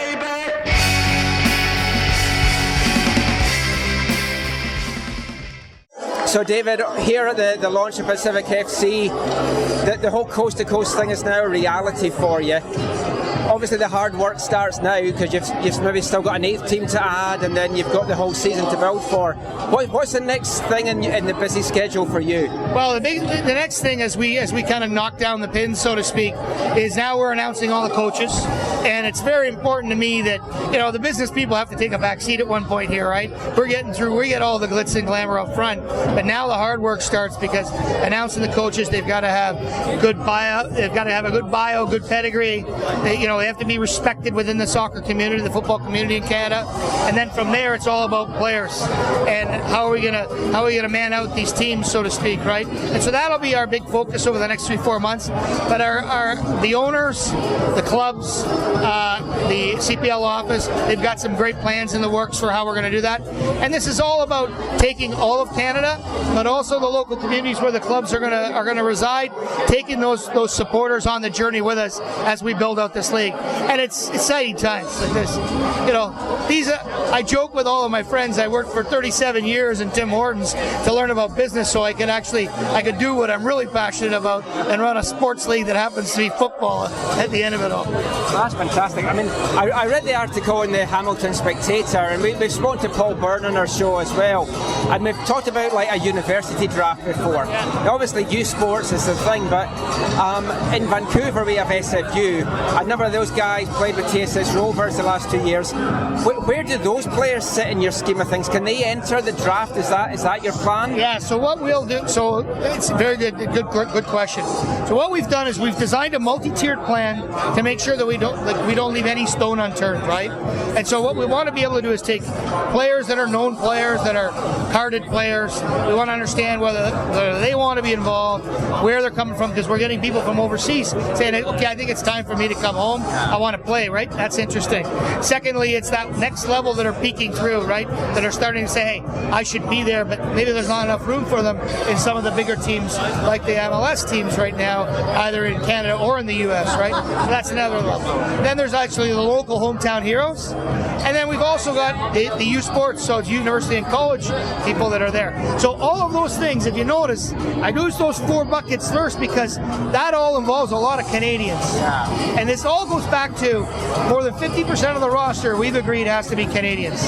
And more than 50% of the players in the field have to be Canadians. Those are 2 very important things to our ownership and to the CPL as well. We believe one of the tenets that we built the league on was not just for Canadians by Canadians, but we want to help be a piece of the development of young players for the John Herdmans of the world to take the Canadian men's team to the next level. We're a piece of it, but I think we will be an important piece of it going forward. Because, as we like to say, everything that is good for football or soccer in Canada is good for us, and everything we do will be good for football in Canada as well. Well, I mean, talking about that, in Vancouver, obviously we have the Whitecaps, and they've got the residency program. They've just signed a couple of the young residency guys, but they never get any playing time. Has there been any official talks with the Whitecaps and the other MLS teams about officially loaning their players to the league? So I think what we've had some interesting initial discussions. More, hey, how are you? It's very, very collegial in the way that we've spoken. The reality is they're so busy working on their business. They're in the middle of seasons. They're in the middle of the Canadian Championships. We've got our nose to the grindstone here because, I said to Bob Leonarduzzi, who's here today, I said, Bob, we've been so focused on keeping one foot in front of the other, not tripping over the other, that we've not done that. The time will come in the next month or 2 where we can sit down and start talking about those things. But fully believe, we're all in this together. It's all, they play in the American League. We're creating a Canadian league. There's lots of room. Bob said that to me himself, and I completely believe in it too. I even look at a place like Vancouver. There's room for more than one team. How many teams are in London, England? Exactly. How many teams play in Glasgow, Scotland? Well, there's 4 and 5, and we're a really small region. Exactly, and I think I always use the story of Burnley in the EPL. I mean, probably the biggest league in the world, and there's a team that has 50,000 people that live in their town, and they get 26 or 27,000 fans sold out for every single game. It all depends on the community and how much they embrace and how good the product is, right? And then you fall in love with your club and you're not missing it. End of story. The last thing, I read as well in that article, you mentioned there's like interest from 16 different communities. Now obviously you don't want to run before you can walk, but how keen or what is the timetable do you see in your mind for expansion? I know Rob was involved with the Fraser Valley bid. We've spoken to him a lot and it didn't work out, and you talked about how like getting politicians that work with you. Yep. Seeing the success of it, how soon do you want to expand? Do you see more additions in 2020? So in 2020, I fully expect to have at least 2 expansion clubs in 2020, maybe as many as 4.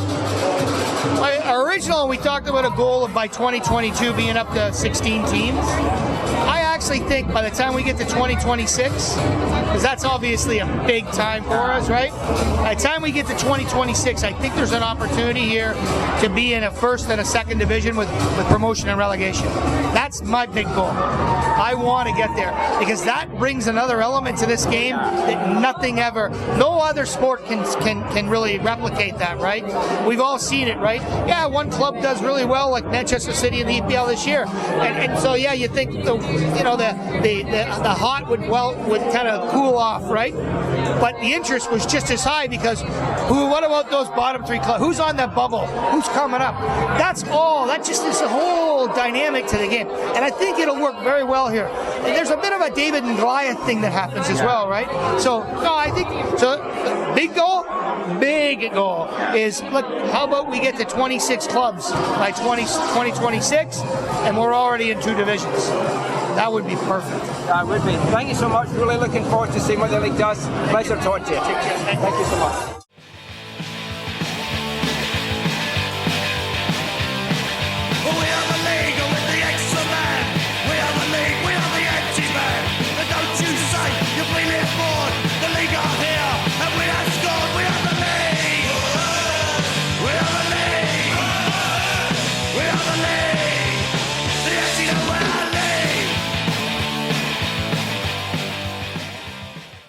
David Clanahan there, the CPL Commissioner. You guys were mad at each other. It was very hard to hear. We were just yelling back and forward. But some interesting stuff there, talking about the squad makeup and the coaches. There was an interesting article in the Hamilton Spectator about the 4 player pools, which David mentioned there as well. My concern was, it was talking about a U Sport draft, and it didn't mention anywhere about these NCAA guys at SFU. So, I mean, they're important. Yeah. No stone left unturned. No, and a lot of them are going to want to probably finish their college careers anyway. Interesting stuff about expansion. The dream. And he did stress that this is like the ultimate goal and his ultimate dream, so don't get too carried away. 26 clubs by 2026, 2 divisions, first and second, promotion, relegation. So you're saying 13 in each or something? Or 14 and 12? Could be 14 and 12. Yeah. Also, I don't... just from I think the top division needs to have 16. Yeah, I agree with that. The top, so 10 teams in the second division is not that bad, I don't think, is it? 16 would give you a 30-game season. Yeah. Also, he's expecting at least 2 expansion teams in 2020, maybe 4. Hopefully, fingers crossed, one of them will be a lower mainland team. I'd still rather see it in Burnaby than the Valley. But that is because I stay 10 minutes away from Swangard, so I'm slightly biased. Yeah. But they have a stadium. We do. Getting it, the dates, is a tricky and expanding situation, the seating too.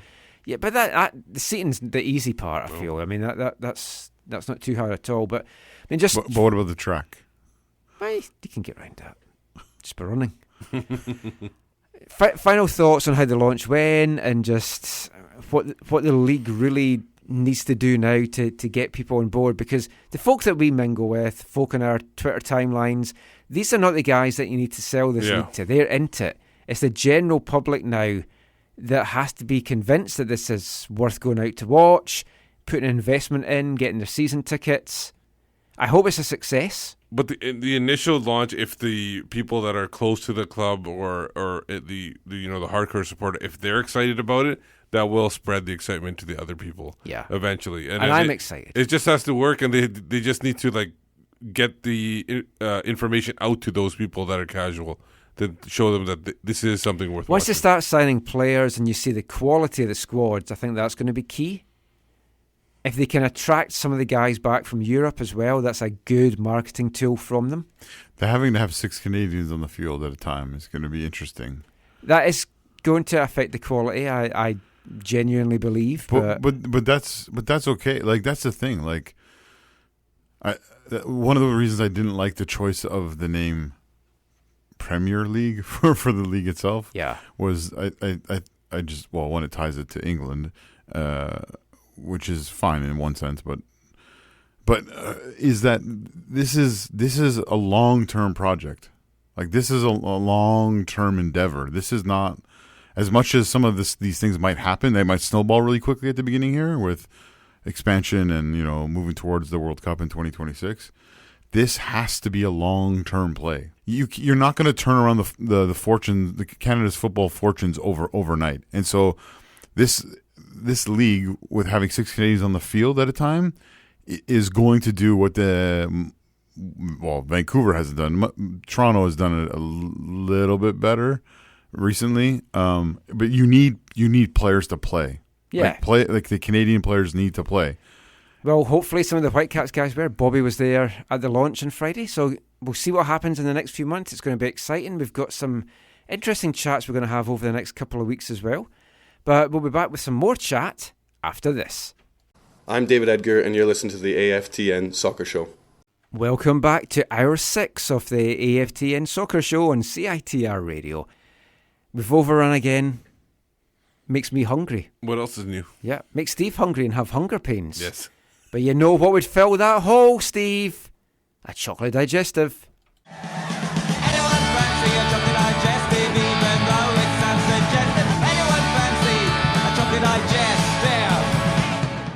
You're sitting at home at night, Jake. You decide to have a hot beverage of choice. Do you go for a tea or a coffee? Doesn't even need to be at night, just in general. We'll do tea. And what kind of tea would you go for? Herbal tea. Any kind, or? Eucalyptus. Oh, yeah. Fancy. Classy. Yeah, very classy. So, like, are you a biscuit fan? Cookie, I guess you guys Yeah, call it. cookie, yeah. What's your favourite kind of cookie or biscuit? Chocolate chip. And are you a dunker? No. Oh. No, not a dunker. Okay. But I need to be warm. It needs to be like gooey, inside, Kind of Excellent. almost like half cooked. That's great. Thanks so much, Jake. Yeah. Cheers, man. Anyone fancy a chocolate digestive? Anyone fancy a chocolate digestive? Anyone fancy a chocolate digestive, even though it sounds suggestive? Anyone fancy a chocolate digestive? Jake Nerwinski there, liking a gooey cookie, but not a chocolate digestive. Haven't done one of those for a while. Need to get some more light in the mood at Whitecaps training. They're down at the moment. Ask them about cookies and biscuits. Yeah. Well, there might be a lot of turnover, so we might have some new players to ask the questions. I've lots of new guys to ask. A lot is probably not the right term, but no, we can dream. Anyway, it's time now for BC Soccer Web headlines.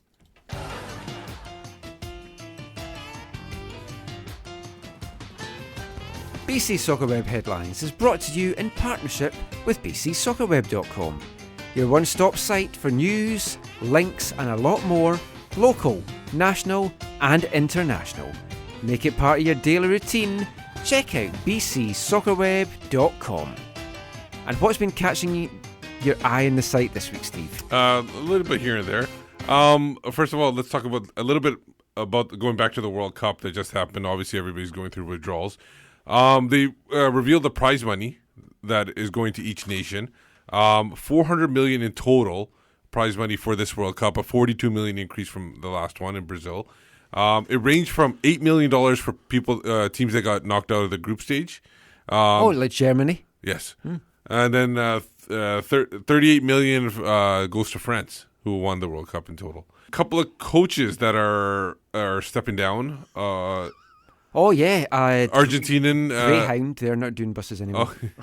Jorge Sampaoli, Argentina, has mutually agreed to terminate contract, as well as the Icelandic coach. He steps down after 7 years at the helm. Hallgrimsson was the co-coach with Lars Lagerback of Sweden at the European Championship when they made it to the quarterfinal, I think it was. And he, obviously, as normal with most of these Icelandic players, he was a part-time dentist. So a couple coaches going down there. Can we talk about? I would want a part-time dentist. I would want a fully committed dentist. Can we talk one more thing? World Cup that's not on your list. Sure. So can we talk about Mesut Ozil? Yeah. Okay, so Mesut. This came obviously after. Yeah. So yesterday, this will be on BC Soccer Headlines this week. Probably. I didn't talk about this. I don't think in our preview stuff of the World Cup. One of the things that was going on with the German squad happened before the World Cup. So Mesut Ozil and İlkay Gündoğan, who are Turkish or of Turkish descent or whatever, they met with the president or whatever of Turkey, and did this kind of photo shoot that Gündoğan I think said, "Oh, I thought this was private," and where they basically I forget the word. I was talking to someone actually from Munich today. The word they use is kind of like, "We worship you. You are our president. We worship you," kind of thing. Like, we adore you. You are our president. And obviously, this made the German public very angry with both of them. That they would do that. Like if you to put it in context here now, right? It would be like if Canada was going to the World Cup, and I don't know, let's say Atiba Hutchinson and Alphonso Davies went and had a meeting with Trump because they were American or had American roots or whatever, and they're like, "We worship you, Donald Trump." And then they come back to the Canadian squad and go to the World Cup with Canada, right? Like, some people would obviously not be happy about that. So in Germany, people were really not happy about that. And there's a bigger context and a bigger history to Turks' migration into Germany and their role in society and all this kind of stuff.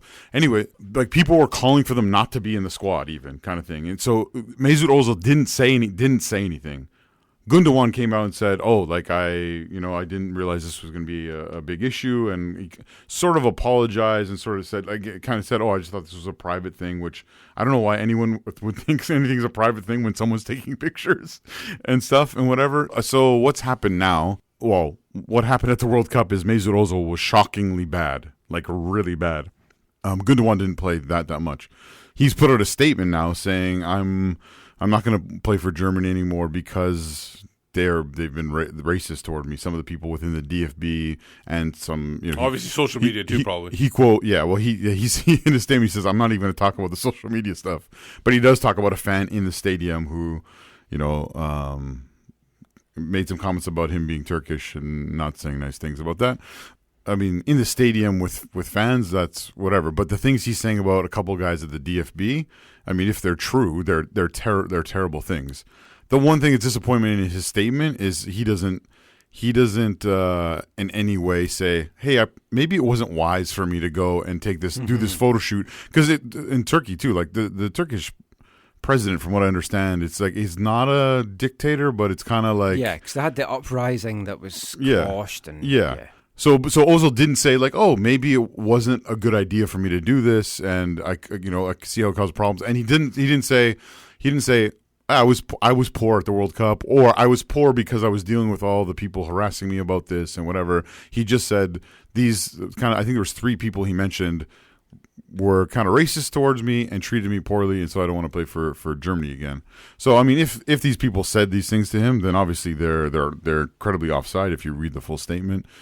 But at the same time, I was a little disappointed that he didn't own up to his own actions in doing something that obviously he knew would cause a problem for people, right? Like, it's kind of disappointing. Yeah, it's sad for this chapter of his career to end in this way. If this is how it's going to end, and we'll see if there's more fallout. We'll see if the DFB, at least some of the guys who are mentioned by name in his statement, if they'll comment or they'll own up or they'll whatever. what's going to happen there. But hopefully there'll be more on this in the future. Okay, so next we talked about those other two coaches that are basically out. Another one that was fired at 55 days after leading Chelsea to the FA Cup final, Conte, is now apparently will be suing or looking into suing Chelsea because they let him go. There's such a delay in letting him go. He will receive £9 million in compensation for the final year of his contract, but it has delayed him getting a contract somewhere else, so that's why he feels. But I don't know if he was going to get that salary somewhere else. He's going to have to prove it. I don't think this lawsuit probably will go well. But he's got the $9 million. They did kind of, but they held out on him because they were trying to get the Napoli coach, right? Yeah. And there was issues with that because I think. So I honestly don't think this will really happen. Getting into news from North America, USL surpasses 1.5 million attendance for season. They reached the mark 5 weeks earlier than last year. Obviously that helped with no WFC2 attendance worrying. Well, when you have Omar Salgado scoring goals, I mean, come on. And then it's a rise of 14%, like we said, as averaging 5,000 per game. In MLS, in Miami, we talked about it last week. Council has voted 3-2 to allow the vote to be on the November referendum for that new stadium. They look like they're going to be hiring a Atlanta United VP of soccer operations guy to be their next GM. Now, one thing that was interesting in this article was combined in the U.S., Miami was actually the number one market for ratings for the World Cup amongst Telemundo and Fox. So I was actually surprised by that. But will those actual people show up for Miami games? So that's interesting. That's the question, right? Yeah. Because Miami does not have a good reputation for attending sports teams. Although Atlanta had that reputation too, and they kind of surpassed that. Going into news in Canada, for the World Cup, we're talking about the World Cup, 25.8 million Canadians made the World Cup watching a priority, obviously. 72% of Canadians tuned into the FIFA World Cup over the whole tournament. And they attracted an average audience of 4 million viewers on the networks and 7.3 million streams throughout the tournament as well, which was interesting. The first time they actually had that. I may have streamed a bunch on TSN for that. Yeah, I did too, actually, quite a few. TSN Go is a great thing. Now, as we talked about in the World Cup, not much violence there. However, in the Canadian Championship, it was not violence. Well, it was burning of stuff. It was football hooliganism. Yeah, there you go. Sure, that's a better. So no hooliganism in the World Cup in Russia. There was some in the Canadian Championship. TFC has indefinitely suspended the supporter group's privileges and announced plans for a review for the program after fires were briefly burned. I don't know how briefly it was in the stands during a Canadian Championship game, and apparently there was a bomb that went off too. But I'm assuming that was a firework. Explosion. Yeah. Okay. So what happened is the Toronto.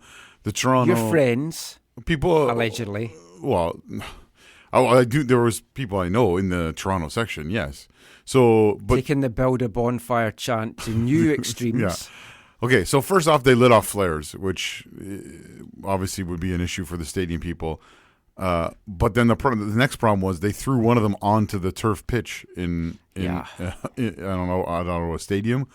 And then as security recognized it really quickly, the security ran and grabbed it off the pitch. As he's running off the pitch. Not BC Play security. No. Sorry, I should laugh at that, but that's... You don't recognize anything very quickly. So as he's running off the pitch, there was some... I don't know what it was, for sure. But there was some type of device that... It wasn't just loud and it wasn't just created, the big cloud of smoke. But from people who were there told me it really, shook. And so one issue... So, okay. I understand why people are upset that some of these things should not be happening. No problem. Whatever, I personally like smoke and flares. And I think you have to do it responsibly. Exactly. What the Swan Guardians do at TSS. Right. So, although giving your flares to the goalkeeper, not as responsible. Well, yeah, when he ruins the whole team's That's kit. the other story. But so, I don't know if it was the explosion or one of the flares then caught one of their banners in front of them on fire. Yeah. Which is another problem. First time TFC's been on fire all year. Yeah. So a couple of things aside from the obvious. Hey, maybe this wasn't the greatest idea or whatever. Like for me, everyone's going to look at the supporters and be disappointed and angry with them or whatever, and that's fine. Oh, there's a couple of things here though that I think need to be talked about as well. Why? Because I've been told, I haven't been able to verify this, but I was told that the section next to the away supporters was a family section. Yes. What is wrong with people in Canadian and North American football? Well, they do it in the Whitecaps too. There's a family section right below them. There was maybe. Now I think they moved it over. They probably were right. Yeah. Actually, this year they moved it over. Why would you put a family section next to away supporters? It shows that I did that in Colorado as well. It shows you do not understand the sport of football and kind of what it looks like around the world, right? Because it seems extremely ignorant to do that. Two, the other thing that I have a real frustration with when it comes to all this is that the statement that you just read, Steve. So I understand this Toronto SC is making the statement because they need to seem responsible and the risk and liability and all this stuff, right? This is why they're doing this, right? They want to show that they're acting and all that kind of stuff. The problem I have in the thing you just read is when they refer to their supporter program. Like, this is just a small part of who they are and what they do and whatever. When, like, without supporters of all shapes and varieties, like we talked about in the past, all sizes. All. What happened to your hunger streak? Football would not exist. Right? Supporter relations is not a program within your club. Your club exists because of supporters, and I was just a little. But you can't go around behaving like an absolute idiots. No. You have to be responsible, and they weren't. The problem was no one admitted it. No one stood up and said, "Okay, mea culpa. Things got out of hand. Okay. We made a mistake." So and until someone does, they're quite right to do a blanket ban. Oh yeah, no, I'm not saying it's a problem. I'm not saying a problem with the. He has a problem with the program. They're saying our recognized supporters is a program that like we run. It's kind of how it comes across to me. But Michael, so you think that you expect the supporters to come out and say, yeah, we did it, or this guy did it, or whatever, when these football clubs, these organizations don't do the exact same thing. There's not the same transparency when they screw up, when they make mistakes. I don't think they've stepped fire to another team. If they've stepped fire, then you got a point. I don't think they've committed arson. Right. Committed arson to the roster. I mean, you could accuse the Whitecaps for an office of arson about with some of their transfers, but there's been no arson. No. So, but you have seen burning up the cap in the same way that Toronto FC has come out and said we're doing something about this. The supporter. Okay, so the supporters who everyone is pointing to in this is Inebriati, and Inebriati has put out a statement where they said we don't condone said this. Alleged explosion, which they then changed to explosion. Sure. So they made a correction. Is that? Well, they weren't owning up to anything. It's like, folk are saying there was an alleged explosion. No, we saw video of an explosion. So they corrected their error, right? You just said you. So, what? Like they've said, we don't condone this. This is not who we. But it's not their first offence. It's their first offence of maybe setting fire to something, but it's certainly not their first offence travelling to follow the team and using flares. Yeah, ripping out chairs. But that's seats. Oh, that was the Montreal. Well, I don't know if it was them, but I know TFC supporters have done that. Yeah, and throwing the seats at the people on the ground. Right, but so that's part of the.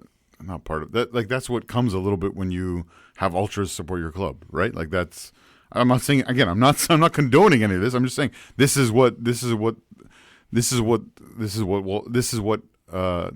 way in which they'll want to support. This is the bed you made. So, anyways, so I'm not saying it was great that they did what they did with some of these things that they did, but I think it has to be looked at both sides. So whoever said it was a good idea to put families next to the away supporter, that decision needs to be evaluated. Whoever thinks that they control the supporters and the supporters are only there to serve them, they don't understand what a football club is all about. And totally get that, but you have to behave within the law. Yeah, and I know someone who was there with the police all night, where they're measuring and checking and trying to figure out what happened and whatever, and stuff's gonna like this is with all the cameras and all the whatever. Whoever did this will probably have to suffer the consequences for that, right? Like this is not someone's getting off, you know. The support group or supporters groups haven't named who it was. Therefore, the person is someone's going to go free or whatever, right? Like, this will get the whole. Other people from other groups seem to know who it was, and I would have no problem grassing them up if I knew. Okay, so let's go to the last thing for headlines. We talked about, obviously, TFC. There's another team in Ontario that possibly, and we talked about expansion in the next few years. There's another team that could come up, and this might be the story that breaks this. Grassroots soccer group wins support for Mississauga Stadium. The council unanimously approved a motion to conduct a feasibility study to determine the logistics and funding of a multi-use stadium in Mississauga. They've already got their supporters group. Yes, and I think they're the ones active online. They're essentially the grassroots support. Now, we have a quote from David Clanahan.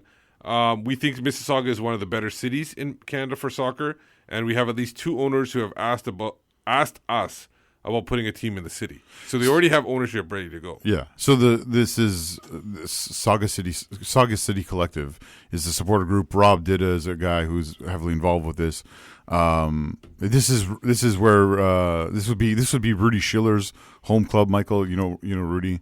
This is really, really exciting, and this shows the power of the people, right? Like if you can share the story of what it can mean to be a part of the CPL and what football can mean for your community, and having a football club for your community, great things can happen. And this is what other people around the country are trying to do in terms of bringing CPL to their communities. Anyway, that is it. Thanks for listening to this week's show. Sorry we overran again. Hope you've made it to the end. Just before we go, let everyone know where they can find you online. Why do you apologize for going? You can find me on Twitter at Whitecapspeed. For me, it's at Zachary AM. I'm a part of the Movement Curva Collective. You can probably find me in bed. I'm Michael McCall. You can follow us on Twitter at AFTN Canada, on Instagram at AFTN Soccer. Read our stuff on Away From The Numbers, aftn.ca.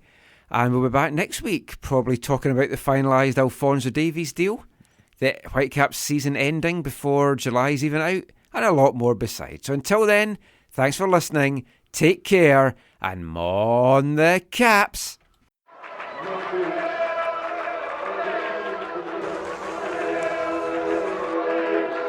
Going to your first match is an experience you never forget. The atmosphere of what's going on around the pitch looks beautiful, and you always look and go, wow, I'd love to play here one day.